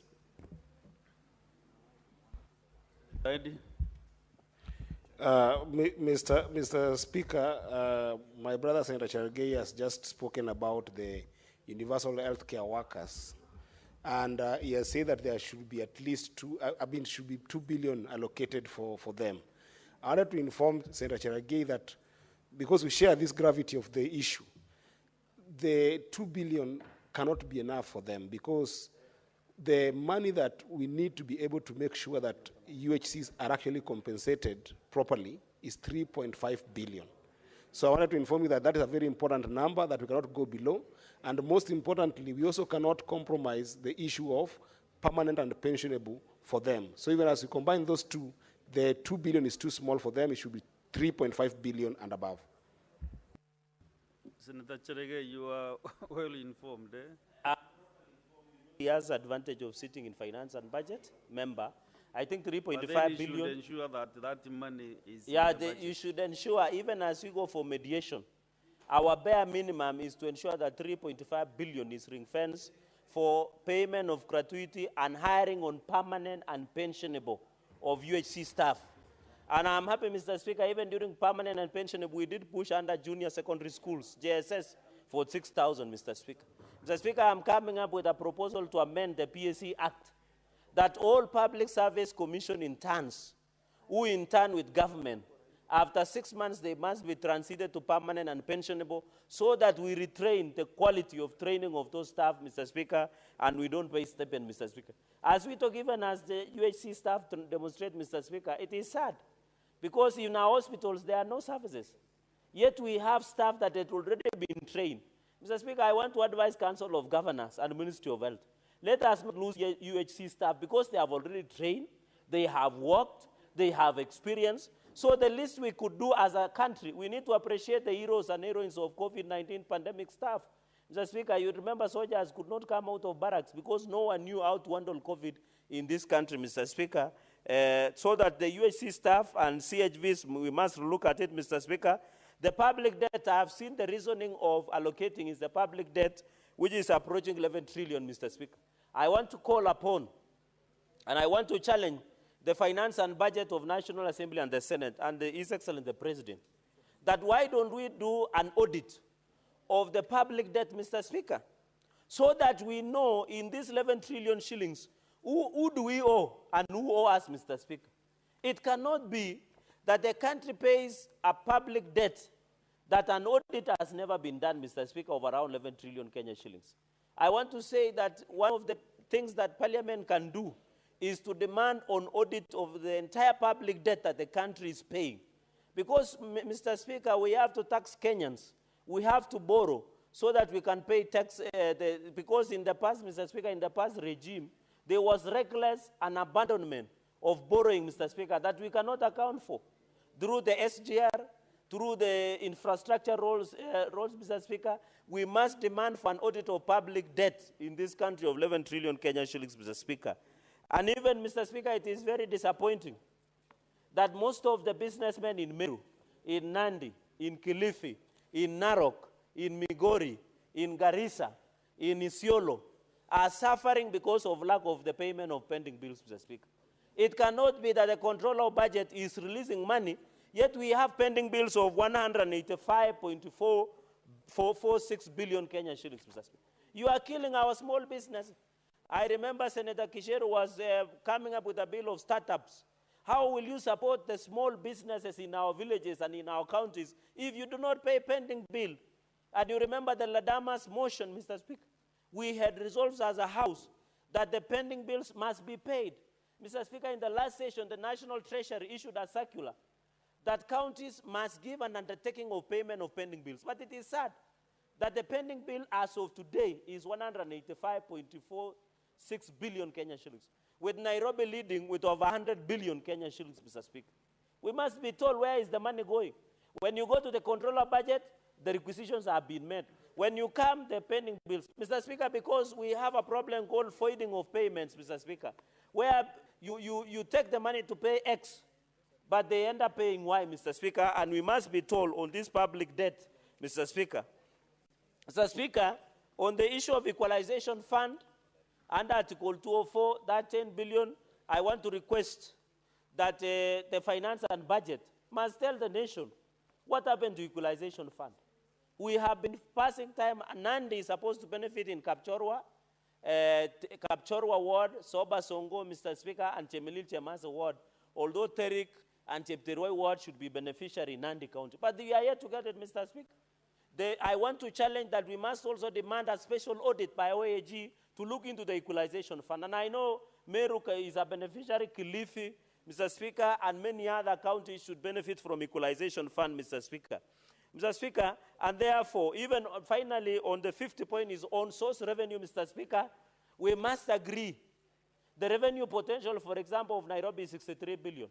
But when they collect 11 billion, 13 billion, they become excited. The revenue potential of Nandi is 800 billion. But when Sang collects 200 billion, it's to celebrate. Is it a case where a chicken lays an egg and makes a lot of noise as opposed to a cow which gives a lot of milk, Mr. Speaker? We must relook at the on-source revenue For Nandi, we have multinational tea estates, land rates, land rent, among others, Mr. Speaker, so that we can ensure that we support, Mr. Speaker. But I want to challenge counties, and I want to warn governors. No governor is special. Even if you criticize the president, you are not special. We want to tell the governor of Trans Nzoia that he must be held accountable. However much he tries to politicize the issue, he must face the full wrath of the law, Mr. Speaker.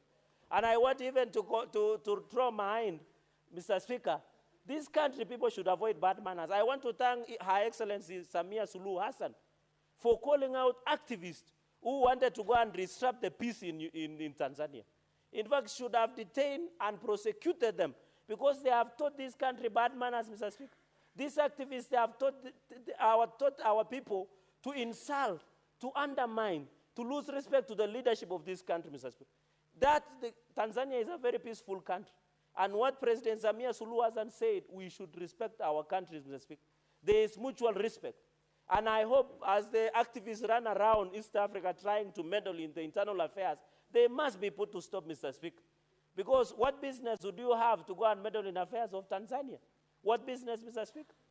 These activists, and I want to ask President Samia Suluhu Hassan, Mr. Speaker, of Tanzania, to be very careful because these activists are funded by enemies of Africa who want to destabilize the unity, the peace and tranquility of most African nations, Mr. Speaker.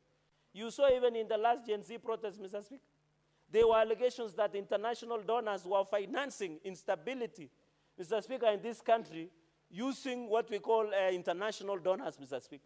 So I want to ask the President Samia Suluhu Hassan that in the spirit of East Africa, he should assist us to discipline some of these ill-behaved activists that have continued to destabilize Kenya, Mr. Speaker. The island of peace of Tanzania must be protected, Mr. Speaker. Senator Chalagay. And our finye kabisa. Senator Chalagay, can you relate what you are now discussing with the Division of Revenue Bill? Can you relate the two? Because you okay, I'm trying to relate. What I'm saying, Mr. Speaker, we need stability in Tanzania and in Kenya.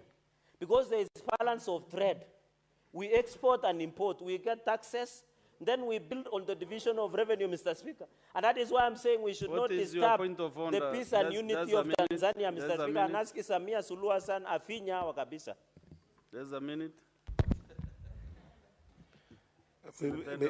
Mr. Speaker, this is a very serious flaw in this House, Mr. Speaker. And, Mr. Speaker, this is on 105 in the statement of facts. Mr. Speaker, is it in order for the Senator of Nandi, who is a lawyer, to actually misinform the House and misinform the public on what informs the action of deportation of Kenyans from Tanzania, Mr. Speaker?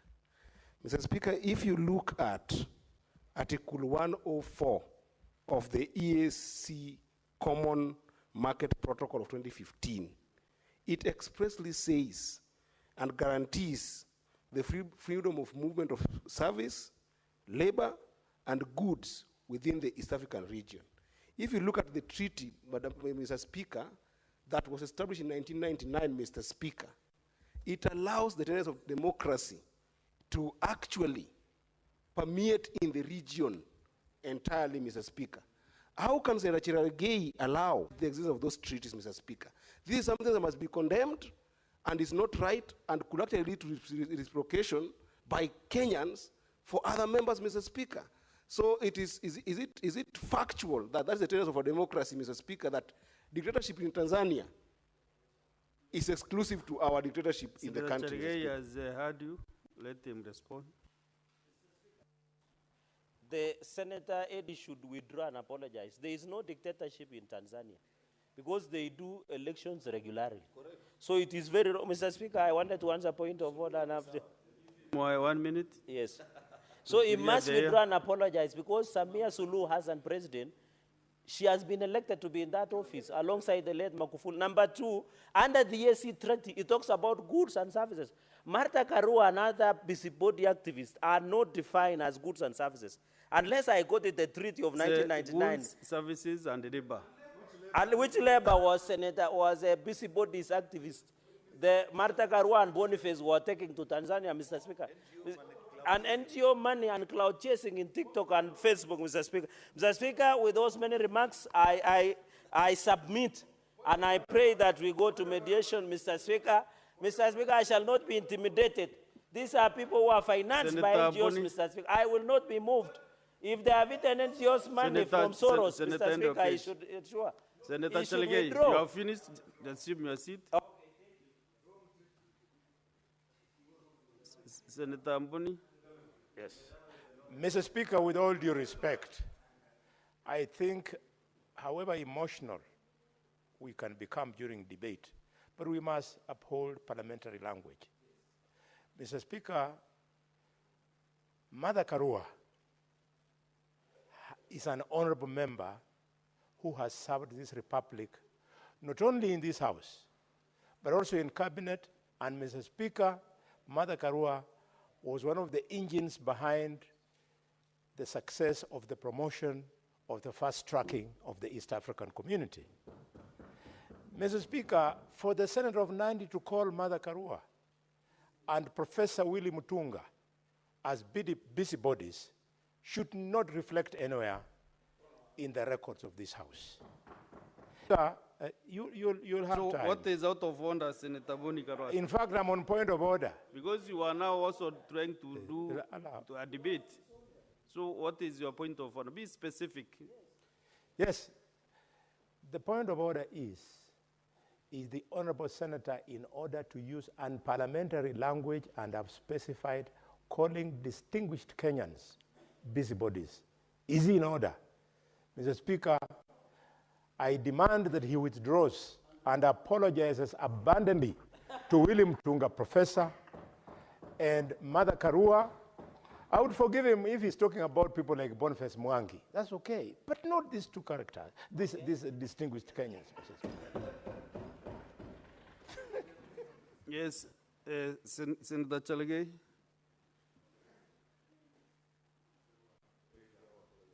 Mr. Speaker, I just say busybodies. People are busy. In fact, I am better than President Samia Suluhu Hassan, who say viumbe. In fact, I am better. I'm saying they are busybodies. What is their job description as at now? They are former, so, and we know what they are trying to achieve. These are activists who want to... Senator Mboni Kalwale, your point of order is on standing under 122. Yes. 122, 1B. When a senator declines to retract use of unparliamentary language or declines to offer apologies, despite having been ordered to do so by the Speaker, so it becomes gross disorderly conduct. That is where now you are going to, and you know the consequences. We must respect the standing orders like in the Bible. Okay. So that we can Mr. Speaker, with tremendous respect, because you are the chair of Njuri Njeke, I withdraw and substitute.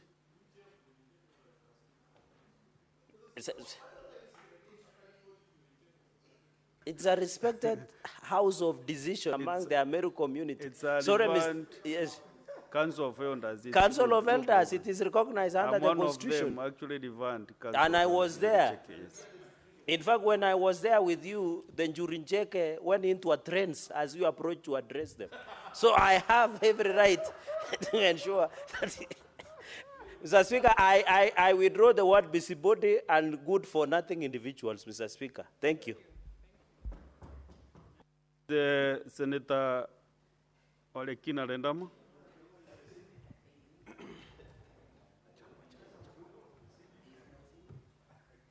Thank you, Mr. Speaker. Mr. Speaker, I rise to support the report by the Committee of Finance and Budget in as far as their contribution to the Division of Revenue Bill.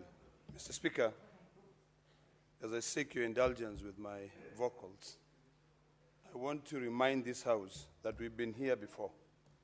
We've been here where we are supporting the report of our Committee on Finance and Budget and rejecting the proposed DORA from the National Assembly. Mr. Speaker, if you're very keen to listen to the finance and Budget Committee. The Finance and Budget Committee are telling us that the National Assembly is completely violating the Constitution. It is violating Article 202 that demands for revenue raised to be shared equitably. It is also violating the Constitution in the sense that they have received the audited financial statement from the Auditor General for the year 2024-2025, but they have refused to consider, meaning any funds which are being shared can never be shared equitably between the national government and the county government.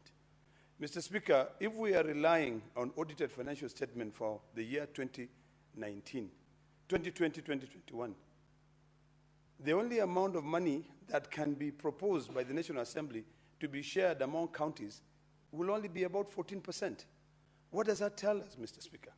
It tells us that all these new taxations policies which are being introduced by the government are only going to hurt Kenyans more and create huge pending bills where all these governors will be appearing before our committee of budgets, they'll be appearing before our oversight committees to answer questions as why they are not remitting their statutory deductions. Mr. Speaker, if you look at the undiscretionary expenditures alone amounts to a total of about 31 billion. The amount of money that we had proposed and we went through mediation back and forth for the last DORA was only going to be about 405 billion. But we were pushed down, even after those mediation, we were pushed down to a figure of about 387. Now, let's just be realistic.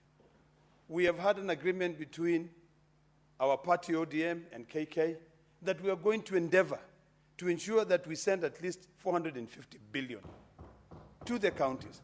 Where did we have this agreement?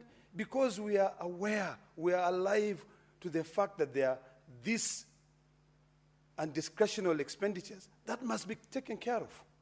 Because if you are deducting money from an employee and you yourself as an employer are not able to remit the 30 billion that you have deducted because you do not have enough money to pay your pending bills or to introduce any other development, then what are you going to be doing? Mr. Speaker, sir, we are continuing to dig a deeper hole when it comes to an issue of our fiduciary responsibility. It is about time, Mr. Speaker, that we ask ourselves whether these debates and whether the position we take as a Senate is a position that we all understand, that we are fighting for our counties to be able to get money so that there are no pending bills, so that also they can be able to complete the cycle whereby you deduct statutory deductions, you remit them to allow the government to continue raising funds. Mr. Speaker, one of the biggest challenges that I see is that sometimes there is a huge disconnect. And I strongly believe that there is a time that we should, this House, the Committee of Budget of the National Assembly and the Committee of Budget of the Senate should actually sit together and try to make sense of the DORA. Before it comes here, we waste time, we debate, we try to drill some sense into how money should be divided using the Constitution. But we seem to be getting nowhere. We are trying to drill wisdom to the Committee of Budget of the National Assembly. That there's no way that you're going to come here and say that you are proposing to give counties 405 billion, yet alone, if you are to take these undiscretionary expenditures, like the housing levy, like the SHIF, like the NSSF, you know, like also other expenditures, you know, there's no way, this 31 billion, there's no way you can be able to support these counties. Even if you take the 387 plus the 31 billion, that gives you 418 billion. So, Mr. Speaker, we need to be candid enough that if we are supporting devolution, we do it with facts. We put facts on the table and we try to educate these people on the need to ensure that we maintain a fiduciary responsibility. Mr. Speaker, the reason why a lot of people blame the control of budget is because they don't read the Constitution. They don't read the laws. You know, we were here the other day arguing about money being sent to Nyamira County. And some of us were busy blaming the control of budget for releasing money to 2 different assemblies. Yet we have a law that all of us must read and understand. If you read Section 103 and Section 104 of the PFM Act, it is quite clear.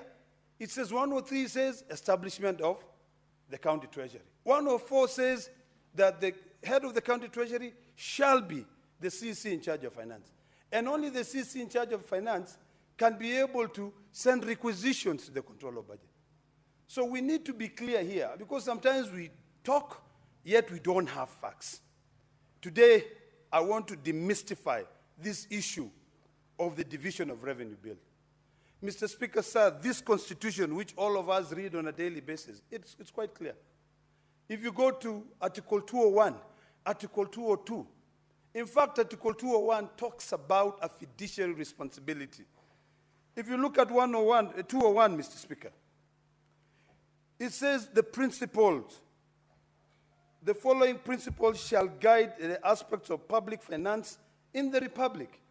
And I refer clearly to the public finance system shall promote an equitable society, and in particular, the burden of taxation shall be shared fairly. Revenue raised nationally shall be shared equitably among national and county government. And finally, expenditures shall promote the equitable development of the county, including by making special provision for the marginalized groups and other areas. Now, we talk about the Equalization Fund, Mr. Speaker. Equalization Fund already, and there's a mistake in this report, Mr. Speaker, and I hope that when a report is tabled, we go through it and we look at it. We do not own, Equalization Fund is not owed 2.7 trillion. It is only owed 27 billion. So that should be corrected in this report. That is the first thing. Now, the Committee of Finance is proposing that the money which should be set aside for the Equalization Fund should be 9 billion shillings. Already, there's a debt of 26 billion. How are we going to resolve this debt? We are going to compound debt over debt. We need to be realistic. If we are not able to raise that money, in fact, this is where I differ with the Committee on Finance. Because if we already owed 26 billion, you're asking, what has been proposed is 7 billion. You're asking and saying, add an additional 2 billion. So 27 plus 7 is 34. If you add another 2, it's 36 billion.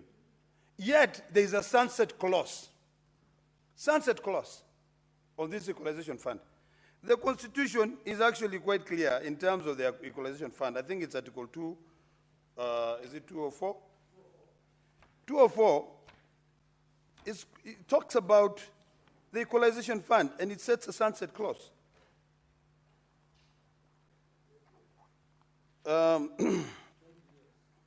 For 20 years. And that 20 years is lapsing very soon. So the question that I haven't had the Finance Committee responding to, or any of my colleagues, and I'll seek some wise counsel from my colleague, Senator Eddy, is that what happens if we don't amend the Constitution to be able to extend the time of the Equalization Fund, and the 20 years is coming to an end? What happened? Yet, the money has still not been paid. Is this money going to be in a fund which exists? Or is it going to be in a fund, or it's going to be in a fund that exists? So these are questions that we must ask ourselves diligently. Ask ourselves and see where is the problem and how are we going to resolve this problem. Then it comes to the issue of accountability, Mr. Speaker. We are all complaining that projects are stalling. You know, there are so many projects which the the national government has initiated. And when it comes to the issue of Narok County, Mr. Speaker, I want to be very candid and very clear on this. There's an airport which is a responsibility between both the national government and the county government. And I applaud my county government of Narok and the Ministry of Transport because, of course, they have looked at issues to do with Article 187 of the Constitution in terms of a function which is for national government being undertaken by another level of government. And coming and saying, we need this service. If the national government cannot afford it, we, the people of Narok, who I consider ourselves very rich, can be able to afford to build the terminal. So these projects must be completed. You know, when you initiate the project, let's complete them. This is why I said the other day, the contractor, and I want to call upon the Ministry of Transport and KAA, please move to site because you're not on the site. I was there 2 days ago. I'll be there again on Friday. I'll be a thorn in your flesh to make sure that these projects are completed. That is the only way we are going to be able to make sense. Mr. Speaker, sir, a couple of days ago, I listened to my colleague, Senator Kachwang, and he was raising a very valid point. And Mr. Senator Kachwang really asked a very simple question. He said, why is it that when governors are exiting, they start launching huge projects? They budget huge projects. And this is when the governor is exiting from serving a county for 10 years. When he's leaving, he now launches a big project which becomes a burden to the other incoming governor. In Narok, we had a similar problem with the hospital and the the medical technical training college, which was officially opened by the president the other day. Save from that technical college, the hospital had to be taken over by the national government because it was a project that could not be managed by the county government of Narok. We had a similar case in Kakamega County, where the level 5 hospital, which was being built by the then governor Paranya, became, a white elephant project that could not be completed. So when it comes to the issue of accountability, when it comes to the issue of financial management, all of us, Mr. Speaker, must be alive to the fact that there are limitations. There are things that we can be able to do, and there are things that we cannot be able to do. If we are not alive to the fact that there are limitations, we will be unfair to the current and the future generations. People will commit suicide because their pending bills have not been paid, and yet there's nothing we are doing. We passed a motion here, but being implemented becomes a challenge. So, Mr. Speaker, sir, when we are talking about amending the Constitution, there are things that we've seen that do not work in this Constitution when it comes to financial management. There are a lot of companies that collect revenue on behalf of county governments. And since they are required by Section 109 of the PFM Act and our Constitution to be able to remit 100% of the money that they collect to the county revenue fund, for them to be able to bill for their services, whenever they bill for their services, they are not paid. So it creates a problem. So you want this person to raise money for you. But then when he has raised that money for you, you don't want to pay him. Number two, the law says the shareable revenue, the money shall be considered, the Auditor General, the National Assembly shall consider the most current audited financial statements. But guess what? Because we are uncouth, because we are insincere, because we do not subscribe to the principle of, financial responsibility, we must come of age. We must come of age so that we can be measured among other developing nations. Kenya is slowly developing to becoming a developing nation. The freedoms we have here, the ability for us to raise money.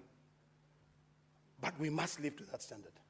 So a time will come when it will make sense to amend the Constitution to ensure that when these companies that are collecting revenue on behalf of county governments do collect the revenue, let them deduct their share, which is agreed upon, and they remit the money, you will notice, Mr. Speaker, that most money will reach to the counties. But currently, when you know that you have to send 100% of the money because the PFM Act Section 109 demands that, and I believe it's Article 217 of the Constitution, when you know, and I want to be correct on that, so that I don't leave anything.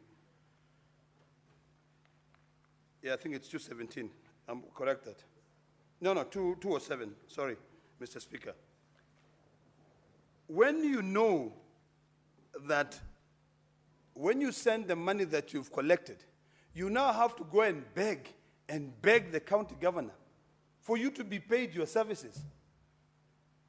It becomes, it demoralizes you in the point where you don't even disclose how much money you've been able to collect. In fact, it's Article 207 of the Constitution, which mirrors Section 109 of the Public Finance Management Act. So, Mr. Speaker, in conclusion, I want to reiterate the fact that as a House, all of us, number one, must read this report. Number two, we must always have a sense of occasion.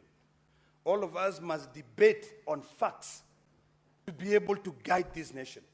We must be able to come out and say that whatever we're debating is what our good committee has undertaken. Not always deviating. There's always an urge to deviate and talk about current affairs, politics, talk about regional politics, but it doesn't make sense. What will make sense, Mr. Speaker, is if all of us understand the report being submitted by the committee. The distinguished senators sat, burned the midnight oil to be able to demystify the proposals from the National Assembly. It will only be better for us if we can read them. And after reading them and having a conversation with the members of that committee, I believe, and I've come to a firm belief, that the only way the devolution will work is, one, if we send the 450 billion that we agreed between ODM and KK, or in the worst case scenario, we send money that can be able to take care of the undiscretional expenditures. Number three, we also must make sure that we resolve this quagmire, this confusion. We stop dilly-dallying on the matter of equalization fund. The 26 billion, if we add an additional 7 billion, I don't even support my good friend Senator Eddy by saying he wants 9 billion. If we cannot raise 26 billion, if we are given the 7 billion, it's good enough. But that 7 billion should go and support and raise these communities. Raise these communities. When you continue accumulating debt over debt, it doesn't help. So finally, Mr. Speaker. Your neighbor, Senator Ade Okech, wants to inform you. I'd be more than happy to be informed. Senator Okech? Mr. Speaker, there's an exchange there. So, Madam Speaker, the Senator of Narok has questioned whether I want this 9 billion to be given to counties instead of the entire amount. What I wanted to inform the Senator is that the structure, and we have been fighting this for over time now, Madam Speaker, the structure of the Equalization Fund has been that every single year, this money is allocated. The money is allocated, but it never gets to leave the treasury because of a number of reasons, just in the implementation metrics of the Equalization Fund. So the 26 billion that is already owed, that is quoting, is something that had been allocated and actually been given to the treasury.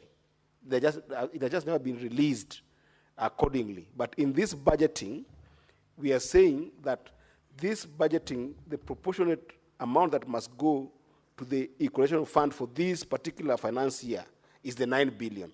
So the 9 billion is not going to pay debt. The 9 billion is what is rightfully meant for the counties in this financial year. But the debt that is in the treasury is that the money that is there has been put aside on a special, remember, equalization fund is a special purpose fund, and it has just not been released by the Treasury, and that is what he himself, as my whip, and myself must fight the Treasury to release those funds to go and do the work they're supposed to do, because they're never releasing them, but they keep on allocating them. So this is just a commensurate amount to this, tied to this particular financial year, the 9 billion that we are requesting of. It's not necessarily the one to pay the debt. Thank you, Mr. Speaker.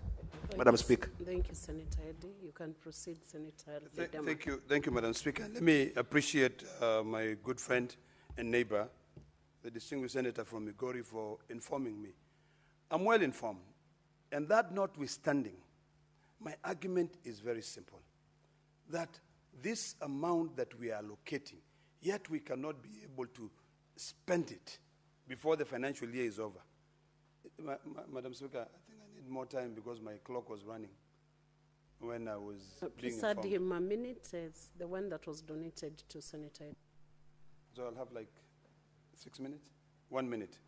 1 minute. Let me end by saying the following. That notwithstanding, Madam Speaker, it is imperative that we adhere to Article 201 of the Constitution of Kenya. Openness is very key. Public participation is very key.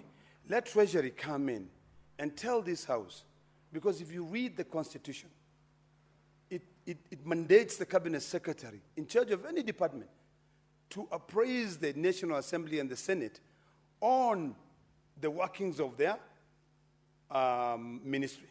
So let us, it will be good for the Committee of Finance and Budget to now call the Cabinet Secretary here to say, why are we allocating money and you are not spending this money? And that is why I'm arguing that the reason why they are not spending that money is not because that money is there. It is because that money is not there. Let us be realistic. So if we are given 7 billion, let us be happy with it and see whether now we can be able to call for it. And finally, Madam Speaker, I want to reiterate what I said earlier on. I would really want to plead to my colleagues. Please read this report and let us debate and always have a sense of occasion on what we are debating to help Kenya. I thank you, Madam Speaker. Thank you, Senator Ledama. I have a communication from the chair on visiting teachers and students from Tenwek High School in Bomet County. Honorable Senators, I would like to acknowledge the presence in the public gallery this afternoon of visiting teachers and students from Tenwek High School in Bomet County. The delegation comprises 2 teachers and 49 students who are in the Senate for a one-day academic exposition. Honorable Senators, in our usual tradition of receiving and welcoming visitors to Parliament, I extend a warm welcome to them, and on behalf of Senate and on my own behalf, wish them a fruitful visit. I thank you. I want to request Senator Joyce from Bomet County also to welcome the group, and also to be supported 1 minute by Honorable Senator from Bungoma County, Senator Wafula. Thank you very much, Honorable Speaker. Allow me to welcome the teachers and students from Tenwek High School. This is one of the best schools in the country, not in the county. This is one of the schools that has produced a number of leaders in this country. One, Honorable Nanok, Honorable the late Kipkalia Kones, Honorable Isaac Ruto, and a number of them, including my own husband, Honorable Speaker. So I just want to say that I want to welcome them, and I hope they are going to learn a lot. Though they have a very limited time, I want to say that with the few minutes that they are going to stay here, they will be able to see this house, and I also pray for them that one day they will also come to this house. Thank you, Honorable Speaker. Thank you, Senator Joyce. Asante Mheshimiwa Spika kwa kunipa fursa hii kuwakaribisha wanafunzi wa shule ya upili ya Tenwek na walimu wenzangu ambao wameambatana na wanafunzi hawa ambao wanaonyesha ari na azma ya kupita mtihani na kufuata yale nyoyo zao zinataka. Mheshimiwa Spika, Wanafunzi hawa wanatoka bonde la Ufa, Mheshimiwa Spika, na mwanariadha shupavu mwanariadha Kipchoge alisema katika dunia hii hakuna kisichowezekana. Binadamu anaweza fanya chochote kwa utimilifu wa wakati wake. Na mimi nawapa mkono wa heri njema kwamba walipo hapa wanapotutazama, sisi vile vile tumetembea safari ndefu ya masomo. Nimekuwa mwalimu wa shule ya upili, sasa mimi ni senator. Kile ni kuambia tu, fanya kile walimu wanasema, fanya kile wazazi wanasema, jifunze. Waswahili husema asiyefunzwa na mamaye ufunzwa na ulimwengu. Sasa msijitose katika maisha ya ulimbwende na raha ili hali uzee uko njiani waja. Jienjoy, furahieni kuwa hapa Senate, tengeneza urafiki na marafiki kutoka bembe mbalimbali za nchi ya Kenya, na utakapofika umri utajua kwamba heri kuziba ufa kuliko kujenga ukuta. Asante sana Mheshimiwa Spika, na watakia kila laheri katika safari zenu za hapa na pale kujua jinsi jumba la Senate linapofanya kazi. Asante sana Mheshimiwa Spika. Asante Senator Wafula. Senator Kisang William. Thank you, Madam Speaker. Madam Speaker, I also arise to make comments on this particular bill. Madam Speaker, I know there are several proposals. There was a proposal by CRA of 17 billion, then the National Treasury 4 or 5 billion, and the Kenya Kwanza leadership and the ODM leaderships agreed on 450 billion.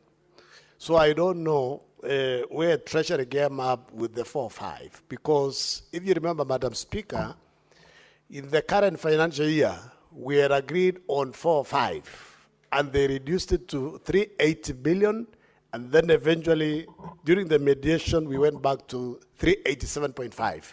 And this included 425 million for libraries that were, their services were devolved to Honorable Speaker. Madam Speaker, as the senator for Elgeyo-Marakwet County is just getting, they've been getting 4.8 billion. And for the last 10 years, I've said many times in this house, Madam Speaker, that there are some counties, actually about 10 counties or so, Madam Speaker, that are getting less than 6 billion. These counties, the business they've been doing basically has been putting up ECD, infrastructure, paying salaries for employees, and maintenance and evaluation. There is nothing meaningful or a flagship projects that they've undertaken, Madam Speaker. And if we go this way, I've said that in the next few years, some counties like Elgeyo-Marakwet County, Lamu, Tharaka-Nithi, Isiolo, basically devolution will have only benefited in terms of payment of salaries, but no meaningful development, Madam Speaker.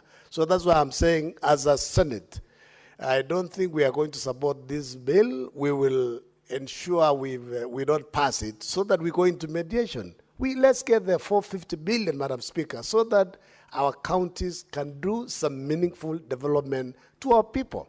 The reason why for devolution was to ensure there is equitable development across the country.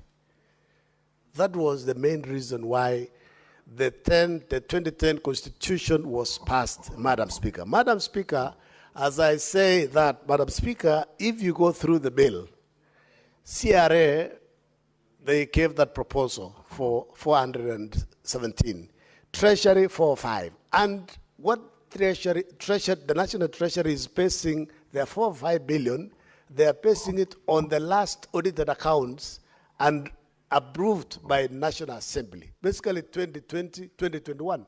So I wonder why National Assembly is not helping the counties by ensuring they look at the audited accounts up to date. We should be basing the share of revenue on 2022-23 at worst. Otherwise, we should be basing it on 2023-2024, Madam Speaker. The current CS for National Treasury was the chair for PAC in National Assembly. So we want to tell him, Madam Speaker, that we will not accept anything short of 450 so that our counties can progress, Madam Speaker. Madam Speaker, we also want to urge our colleagues in National Assembly that let us fast track looking at the reports, looking at the audited reports for national government, Madam Speaker. Madam Speaker, I think I agree with the member who has said we have had this constitution for the last 10 years, 15 years, Madam Speaker. The current constitution was passed August 2010. This year, August, it will be 15 years. Maybe it is high time, Madam Speaker, that we relook, we audit the constitution. Madam Speaker, this House, the Senate, actually should be the one who should be approving the audited accounts because we have interest with the counties. We'll fast track. But you know, National Assembly are not interested to disperse resources, proper resources to go to the counties. So they can delay, they can track their feet to pass and look at the audited accounts, Madam Speaker. Madam Speaker, I know we have discussed issues on the equalization fund. It's been there for these 12 years or so, Madam Speaker. Every year, Treasury allocates resources. By end of the financial year, there is nothing that has been dispersed to the counties. Because there is a fight between some ministries of national government and also counties on who is supposed to do the actual implementation.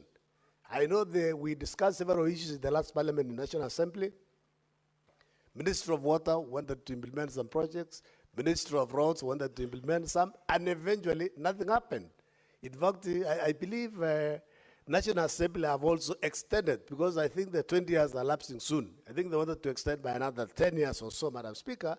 So we need to put our foot down. You cannot say we have, I heard Senator Eddie saying we already have 26 billion in National Treasury.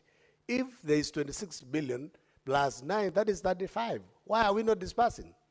It means basically there is, money in the budget is not money until exchequer is released. Yeah, so we should be aware that when we are told we have 26 billion, where is it? Why can't we transfer then in an escrow account? Yeah, so we need to be alive to that, Madam Speaker. And Madam Speaker, we also need to call on the governors. There is a conversation to have county integrated revenue management system by Treasury. And there is a conversation among the Council of Governors to resist. Why are they resisting a system that will help them to collect revenue? Because we are discussing in Civic this week, Madam Speaker, that Nairobi County, when they implemented a new management revenue system, Madam Speaker, they were able to raise revenue from 10 billion to 12 billion in a financial year. So if they can get a system that is supported by National Treasury, Madam Speaker. What's your point of order, Senator Lekina? Madam Speaker, I really did not want to raise this point of order and actually raise it on my good friend, who I have a lot of respect for. But our constitution is very clear. Our county governments are semi-autonomous. What is your point of order based on Senator Ledama? Is under Standing Order 105 on Statement of Facts. Is a senator in order to purport that the national government, Treasury, can be able to control the management of the finance in the county government? Yet the county government is clear. The money that is deposited in the county revenue fund is protected under Article 207 of the Constitution. And when you read, I believe it's Article 209, or is it 219, Kajwang, that says that a share of revenue raised by the national government or a county government shall be released without undue delays or any deductible. So is a good senator in order to propose that county governors should agree to Treasury controlling their revenue-making systems?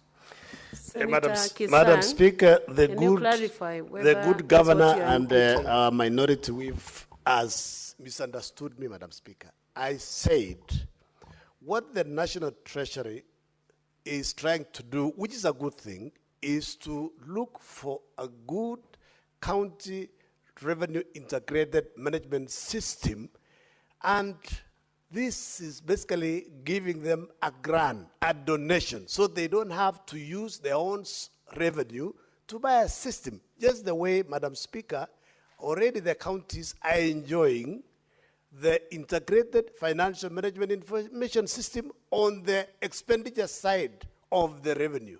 What is wrong in giving them a system to collect their own revenue, and they'll be able to support the system on their own, and basically they can have part of the system domicile in their own server or in the cloud. So so basically national treasury will not, or national government will not control the revenue. They are only helping them to give them a system.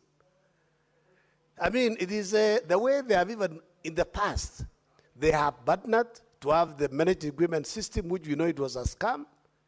And then now they are planning to also have, to get additional things. So basically this is not managing the system, it's helping them so that they can have a standardized ICT system. Instead of others going to Safaricom, others are going to use different people. So it will also be very easy for us to audit. You can imagine auditing or checking for the 7 county revenue systems. So, Madam Speaker, it is clear now. Are you clear now on the issue? I'll give you 1 more minute to just clarify. So that it doesn't spend my minutes, Madam Speaker. Madam Speaker, I think we need to be very careful. Your minutes will be paused. Madam Speaker, we need to be very careful. We are here to protect county governments, but not to go to bed with the national government. So, if the good senator is saying that National Treasury is proposing but not putting conditions, it has to be clear so that whoever comes in, and what I want to remain on record, and I hope that my good friend will make sure that he clarifies his submissions, is that this is not mandatory. We don't want scandals. This is a suggestion, but it's up to the county government to decide yes or no. I hope that's what he's saying, and I would be satisfied if that's what he's saying. But if it is saying that it is so that we in the Senate can be able to audit that, then we'll have a serious problem with that, because we'll now be micromanaging counties' revenue-raising measures. Thank you, Madam Speaker. You know, Madam Speaker, this is still a proposal, and I believe the National Treasury and the County Council of Governors have a conversation, and I'm not speaking for National Treasury or the governors or the county government. I was just raising what is outside there, and also as an expert in the ICT industry. You know, occasionally I get consulted for free of charge. So that's why I also wanted to advise the House free of charge, Madam Speaker, this afternoon, that there is conversation outside there, and it's a good thing. And I believe if counties already, like now Nairobi County, have a system, they say they were able to collect, to raise revenue from 10 billion to 12 billion.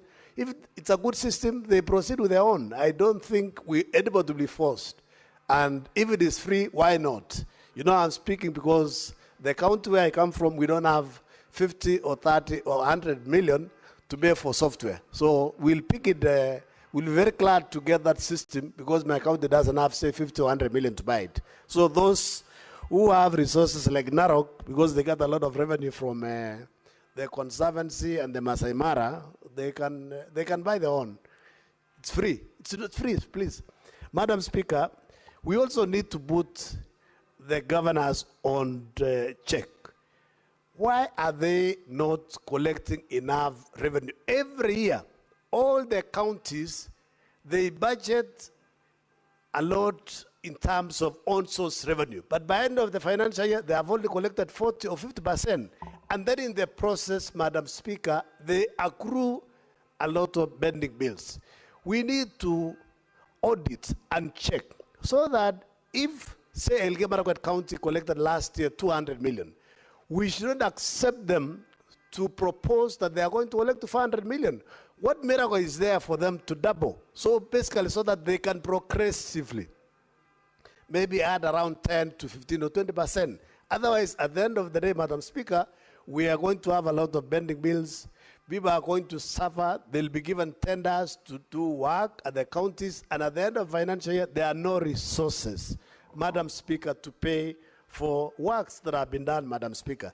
Madam Speaker, there is also something that is not going right at our counties, Madam Speaker. Madam Speaker, when the control of budget approves expenditures, Madam Speaker, some governors divert. Senator for Narok is saying all governors divert. Instead of paying those that have been approved, they pay their friends. They pay where they know they are going to get a cut, where they're going to get 10% or 20%, Madam Speaker, and then in the process, those genuinely where the control of budget has approved payment for them don't get the money, Madam Speaker. This is also where we are saying as Senate, we want the controller of budget to automate basically this release of payments and then ensure the counties don't have an opportunity to replace the payee. The only thing they can do is maybe to reduce the amount, because if they have requested for, say, 20 million for a particular supplier, they can only reduce maybe to 15, 12, or whatever, what they have been given. But they should not change the supplier. This is what we are saying the controller budget should do and put it in place, Madam Speaker. Madam Speaker, I know tomorrow we'll be meeting and also discussing the formula, Madam Speaker. So I want to urge my colleagues, for the sake of equity, for the sake of helping the younger brother, Madam Speaker, let's sit down, see how we can ensure our counties that are getting less than 6 billion can be cushioned, Madam Speaker, so that at least we can move and do work and do something meaningful for our counties, Madam Speaker, so that at least all these small counties can have good hospitals, we can have the level 5s. Currently, we have level 5s, but when you go to the hospitals, basically they are level 3. Madam Speaker. Madam Speaker, with all those many remarks, I don't support the bill. We sit down, let's not approve this bill so that we can go into mediation to get basically the 450 that our counties deserve. Thank you, Madam Speaker. Thank you, Senator Kisan. Senator Kajwang Moses Otieno.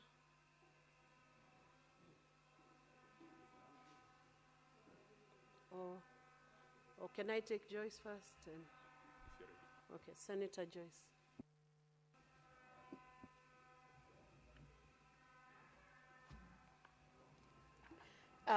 Thank you very much, Honorable Speaker. Allow me, Honorable Speaker, to thank the Committee on Finance for the work that they have done.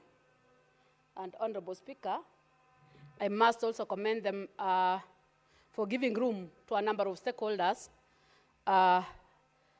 to be able to get the submission, which has formed part of this report.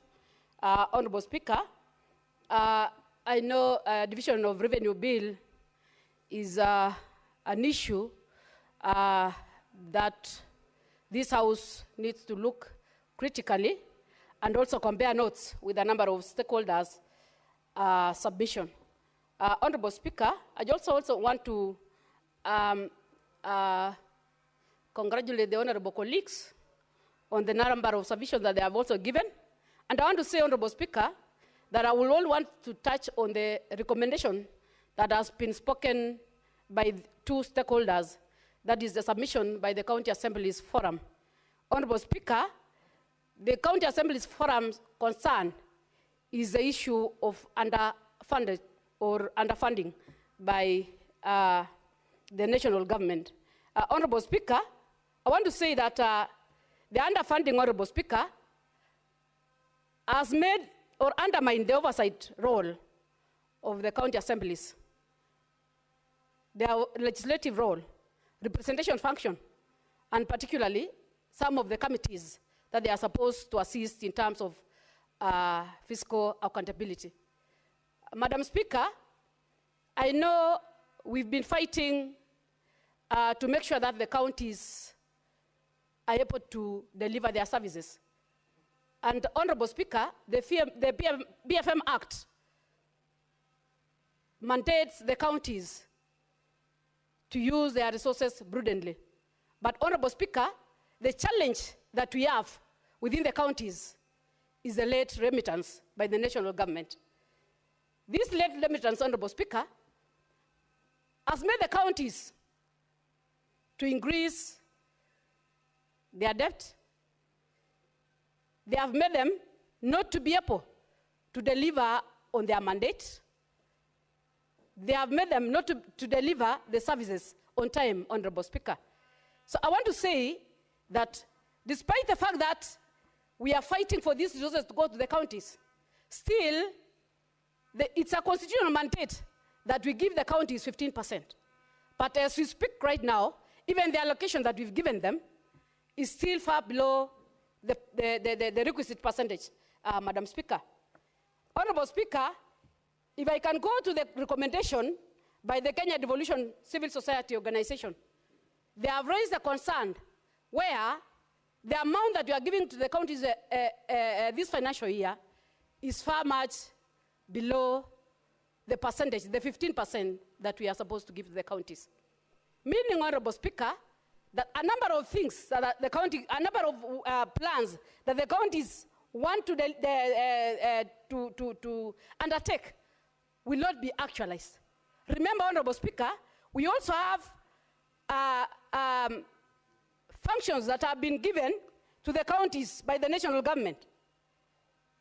The issues of the industrial parks, youth and women empowerment programs, and even the issues of housing. Honorable Speaker, these are some of the issues that I want to believe the counties needed to be given enough resources to be able to assist in terms of counterfunding projects that are supposed to be undertaken by the national government.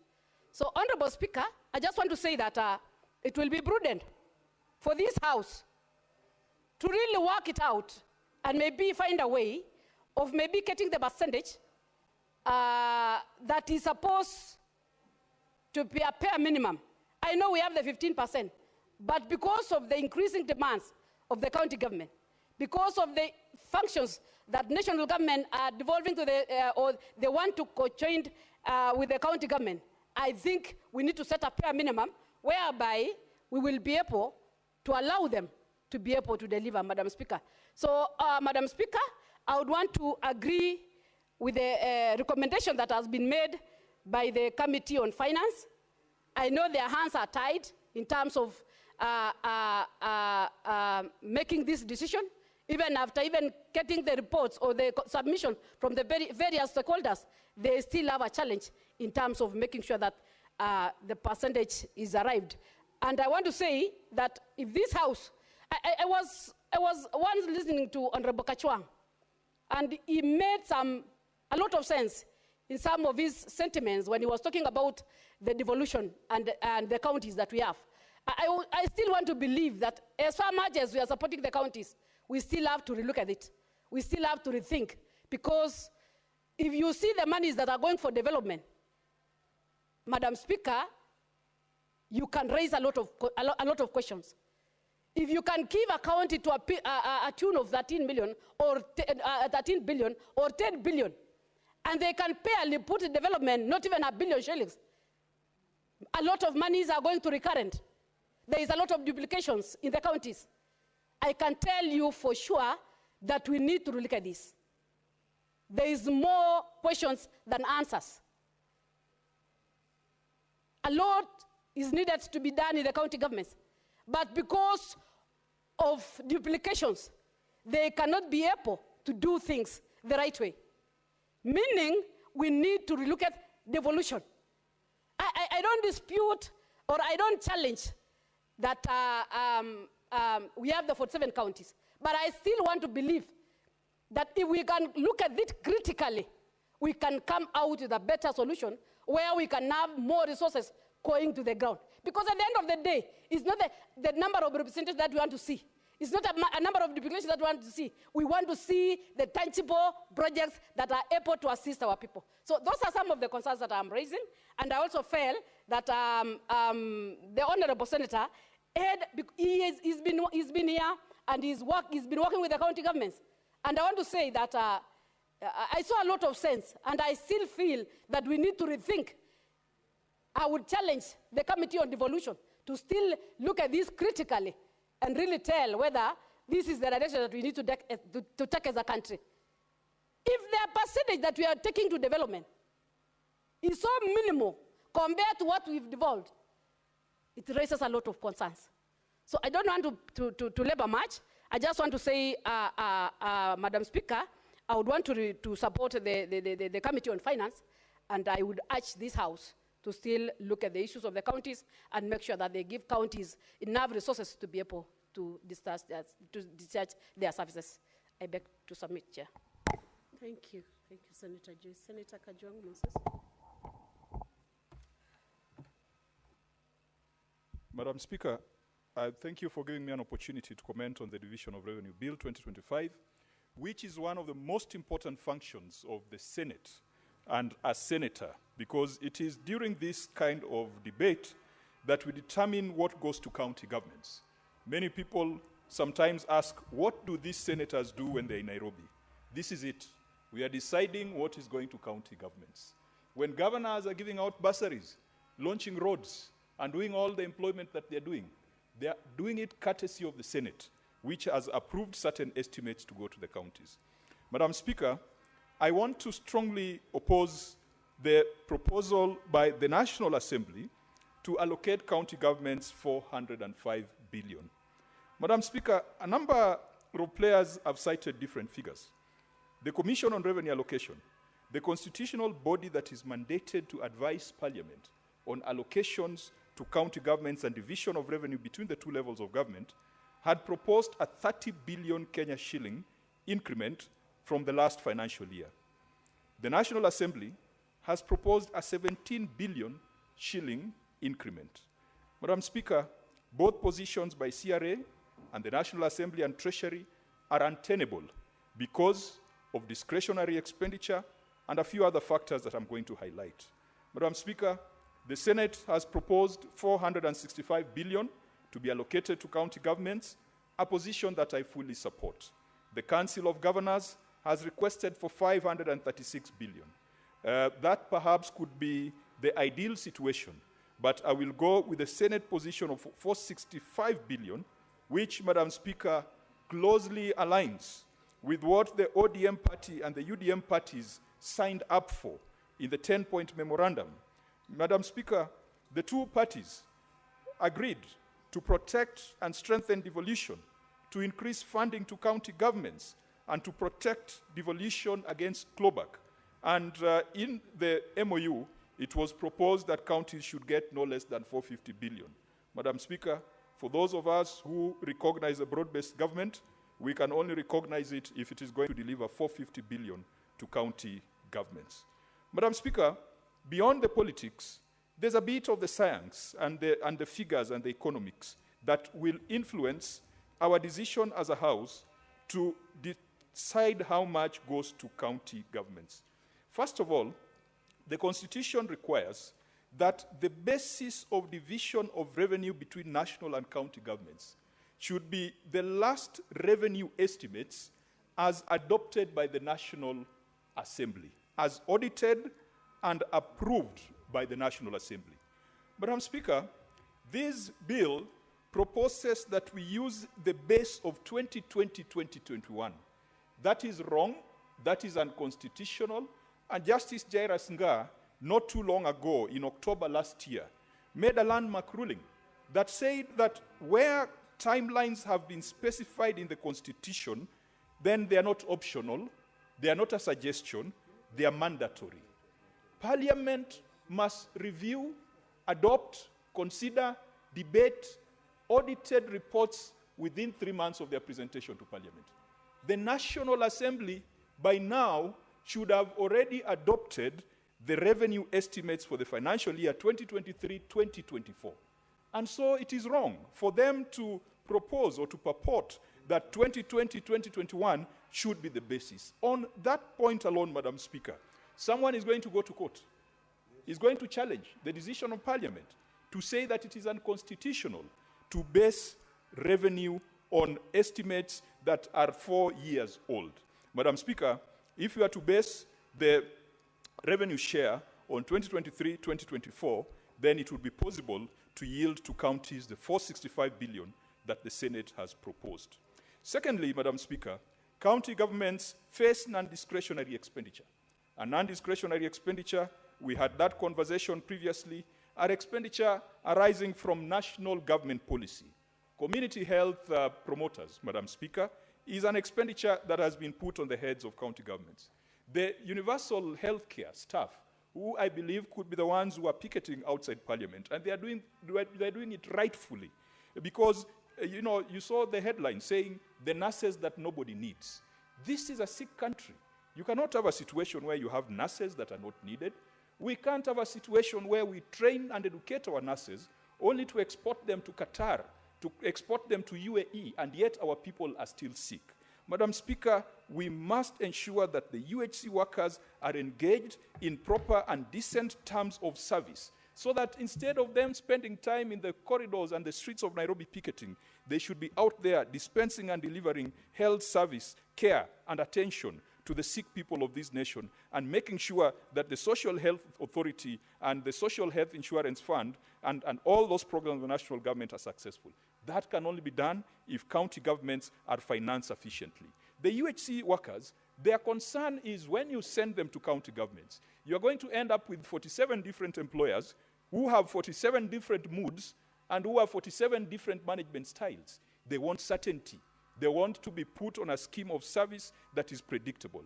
Madam Speaker, this is where we must call back the CS for Health to tell us how the Human Resource Advisory Council under the Ministry of Health, what it is doing to ensure that there is consistency, that there is transparency, and there is synergy in the employment of health workers at national and county governments. Health workers have cried for a National Health Commission, and President Ruto had assured us that the unveiling of the Human Resource Advisory Council under the Ministry of Health would be one step towards ensuring that our health workers were treated well. But with the picketing on the streets, it means that this is another spectacular failure of this regime, which we must correct for this broad-based arrangement to go forward. Madam Speaker, county governments deserve 465 billion because the functions that have been allocated to them have been kept in Nairobi. The road function. Madam Speaker, many of us, we go to Mombasa whenever we are going for conferences, and many of us are familiar with Nyali. There is a particular road which you cannot miss passing through. That is Links Road. Whenever a little rain falls, Madam Speaker, there's a part which is always flooded, and it is so bad that vehicles can be submerged in it. That road is a responsibility of the Kenya Urban Roads Authority. The governor of Mombasa is helpless. The governor of Mombasa gets stuck in the same floods. The same story applies in Nairobi City County. You have roads that are flooding, you've got pavements that are muddy, you've got pavements with trenches which are a threat to the lives and safety of Nairobians, and yet the governor cannot touch them. We must bring those functions back to the county. We must bring the roads function. We must destroy and demolish this thing called KERA. If it's going to remain in existence, let it be a parastatal or an entity that is run and controlled by county governments, and that money should form part of this division of revenue. We must get away, we must do away with KURA, urban roads, and perhaps the only urban roads KURA could deal with, they need to be defined. But there is no business KURA has doing a road, bank road somewhere in Homa Bay, and when there is a problem, they are nowhere to be seen, and then the governor takes the blame. We must bring health, transfer it to counties, and fund it appropriately. Water, Madam Speaker, agriculture, housing, trade, markets. If we were faithful to the Constitution and fully devolve these functions, then counties deserve not just 465 billion, but the 536.8 billion that the Council of Governors have been asking for. Madam Speaker, even when we advocate for more funds to go to counties, we must call out some bad behaviors that we have seen in counties. Just this week, Madam Speaker, a county appeared before the Public Accounts Committee, a fairly small county by population. It has 10 elected MCAs. And because it has 10 elected MCAs, the law has capped the number of CECs to 6. So when you add the county secretary, the county attorney, the deputy governor, and the governor, that's when you get to 10. So the law has capped the number of CECs in the spirit that the county is fairly small, that 6 CECs can run it. But what does the governor do? The governor engages 36 advisors on all sorts of things under the sun. There is an advisor on the equalization fund, there is an advisor on cohesion, there is an advisor on things that you would expect the governor to have had knowledge of before he got into office. To make matters worse, Madam Speaker, a county with 6 CECs has got 31 chief officers. On average, every CEC has got 5 accounting officers under them. That was not the intention of devolution. Devolution was not supposed to fund bureaucracy. Devolution was supposed to fund development. And that is why I put it out there that 47 county governments as the apex of devolution is a bad idea. I never proposed the removal of counties. In the original proposal, which perhaps was the real people's proposal, we said that we needed to have bigger regional tiers where planning, coordination, legislation could be exercised, but implementation of development could be done at the county and ward and village level. My proposal in no way takes away the county tier, but I would like to see a situation where we deal with this kind of nonsense, where a 10-member assembly is dealing with 36 advisors and 31 chief officers, and Madam Speaker, that mess is replicated across the counties. Governors must prove to us that they are responsible and they are prudent. Governors must also prove to us that they will stop wastage. We went to Uasin Gishu over the weekend. We found projects worth close to 2 billion Kenya shillings, Madam Speaker, stalled when almost 60% of the funds have been committed. Madam Speaker, a hospital should be a place where there are drugs, there are doctors, and there are services. It does not matter. It could be a tent. But there is no reason why a county would spend 600 million shillings on brick and mortar and say that that is a hospital, and yet there are no doctors, yet there is no medication, yet there is no vaccine, yet there is no snake venom that can be obtained there. Governors must convince us that they are going to be more prudent. Madam Speaker, governors must convince us that they are going to tame their appetite for corruption. I've seen a few governors taken to court. And Madam Speaker, having looked at the reports of the Auditor General, even some of the amounts that are being put on the governors' heads is just like spare change when you look at some of the things that the Auditor General is reporting. I was happy. I saw last weekend the Catholic Church, I believe, was running a campaign of having triple deckers in Kenya cells. And it is a very good idea because we will need triple deckers in cells if we are serious about corruption, because we will need to have many more governors over and above the 2 or 3 that we have seen fingered. Governors must convince us that they have the interests of the people at heart, and it is not just the interest of their stomach. Governors must convince us that their revenue collection systems do not have backdoors which have some algorithms that divert money into their accounts. And so we will stand with a higher allocation to county governments, not because this is money going to governors, this is money going to the people living in counties. This is money going to the people living in constituencies. And I want to encourage the National Assembly that we should never look at this thing as a county versus national government thing, because the people benefiting from these resources, the 465 billion that we have proposed, reside in those constituencies. They reside in those wards. They are members of this country called Kenya. So the national government should not have a problem if county governments then become the theater of implementation for the 465 billion, unless there are other interests that they are looking at by holding some of these resources upwards. But governors must convince the nation that the 20% that I reported to this House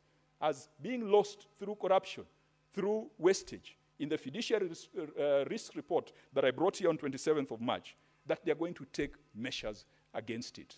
Governors will come and go, but the counties will remain. The people in the counties will remain. Let us legislate for our people. Let us not legislate for the leadership.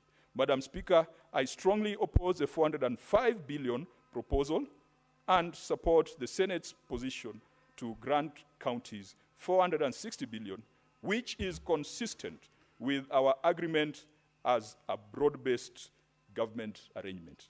Thank you, Madam Speaker. Thank you, Senator Kajwang. Senator Paul Thangwa Karungo.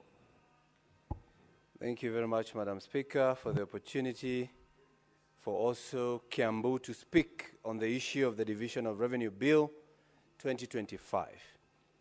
Madam Speaker, I equally oppose the 405 billion that the National Assembly is proposing that we take to the counties for the year 2025-2026. Madam Speaker, if you read the bill itself, and if I can refer you to clause 8 of the bill, they're talking about 405 bill, which they are boasting is 25.8% more from the previous year. But they are basing it on the last audited and approved actual revenue raised nationally for the year 2020-2021, Madam Speaker. We're in the year 2025, but they are basing this allocation to the year before even the current governor got into government, Madam Speaker. So that tells you, and they have raised taxes. They have collected more money, Madam Speaker, yet they are basing their allocation based on the year 2021 before the Kenya Kwanza administration took over, Madam Speaker. So you can see they have a sinister motion within the whole process, Madam Speaker. Madam Speaker, we have talked about raising this money to over 460 billion. You know, I'm a math guy, I'm a math person, and I can help them to do the math where this money is going to come from, Madam Speaker, so that they can give counties 460 billion for the year 2025-2026. One, Madam Speaker, there is this allocation of county aggregation and industrial parks, Madam Speaker, where the national government holds about 250 million per county, Madam Speaker. If you do the math, that is 11.7 billion. So you add it to 405 billion. Madam Speaker, there's a lot of money for bursaries that the national government receives from the counties. They give the counties, then the counties give back through bursaries to national government institutions. So the national government is actually taking the same amount of money through backdoors. But if you put this money so that the county can be cushioned from the monies that they're giving as bursary, Madam Speaker, you will see 500 million per county. That's about 23.5 billion, Madam Speaker. And the last one, the national government is encroaching on county functions. One of them, markets, Madam Speaker. Every constituency is receiving 50 million Kenyan shillings for building of markets, Madam Speaker. If you multiply 50 by 290, Madam Speaker, you will get 14.5 billion. So if you take this money for markets, the national government is holding 14.5 billion. You take the 11.7 billion the national government is taking for industrial parks, and then you take the 23.5 billion, the money the county government is giving to the national government as bursary, you get 49.7 billion. So add 49.7 billion to the proposed 405 billion, and you'll get 554 billion. So at least I've helped them to see where they will get the money. So we are only short 6 billion. And if there was time, Madam Speaker, I will give you enough information.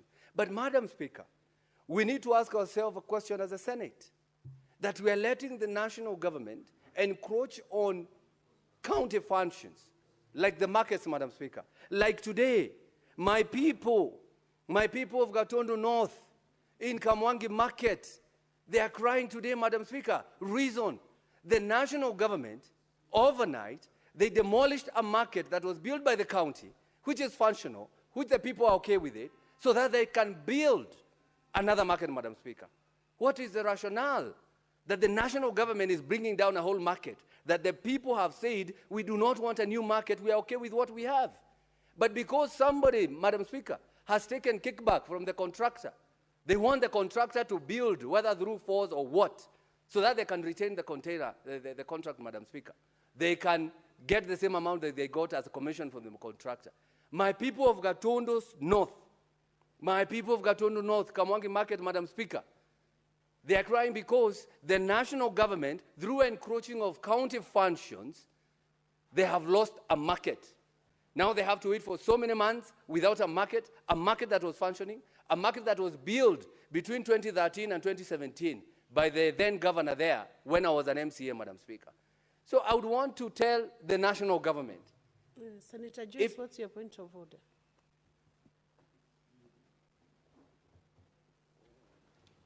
Yeah, thank you very much, Honourable Speaker.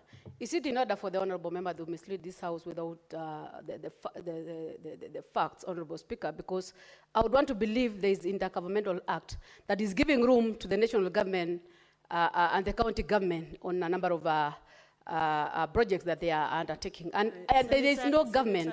Senator Joyce, yeah. Under what standing order are you bringing 105. this point of order? 105. Okay, proceed. Yeah? Can you substantiate and get us the facts? What is this substantiating? The issue of the national government demolishing a market without following the legal procedures that are laid. We have the Intergovernmental Act that is giving room national government to undertake their functions within the county government. Can you substantiate that? Senator Karungo, that one. Madam Speaker, I'm speaking about Kiambu, my home, my county, my people. Madam Speaker, it's only yesterday the people of Gatundu North, the people of Kamwangi, met with their MP and in unison said that they do not want a different market. They are okay with whatever they have. And they agreed they are using the spaces. It is not raining. It was built in 2013, 2017, and it is working, Madam Speaker. But the Member of Parliament, Madam Speaker. Senator Karongo, what Senator Joyce wants you to substantiate is whether the national government has demolished a market. This is what I'm going to substantiate, Madam Speaker. I was taking you there, Madam Speaker. After the public participation yesterday, the people said they're okay with the market. They don't want a new market. But because the national government want to encroach into the county government, they demolished the market last night, a functional market, so that they can build a new one, so that they can get an opportunity to steal from Wanjiku, so that the MP and the people can continue getting their 10% commission from the contractor, Madam Speaker. It is very painful. They lost their product. Senator Karungo, when Senate resumes, you will continue to substantiate and offer the evidence needed on that issue that is raised by Senator Joyce, and you will equally have a balance of 12 minutes to continue debating on Division of Revenue Bill. Honorable Senators, it is now 1 p.m., time to adjourn the Senate. The Senate therefore stands adjourned until later today, Wednesday, 21st May, 2025 at 2:30 p.m.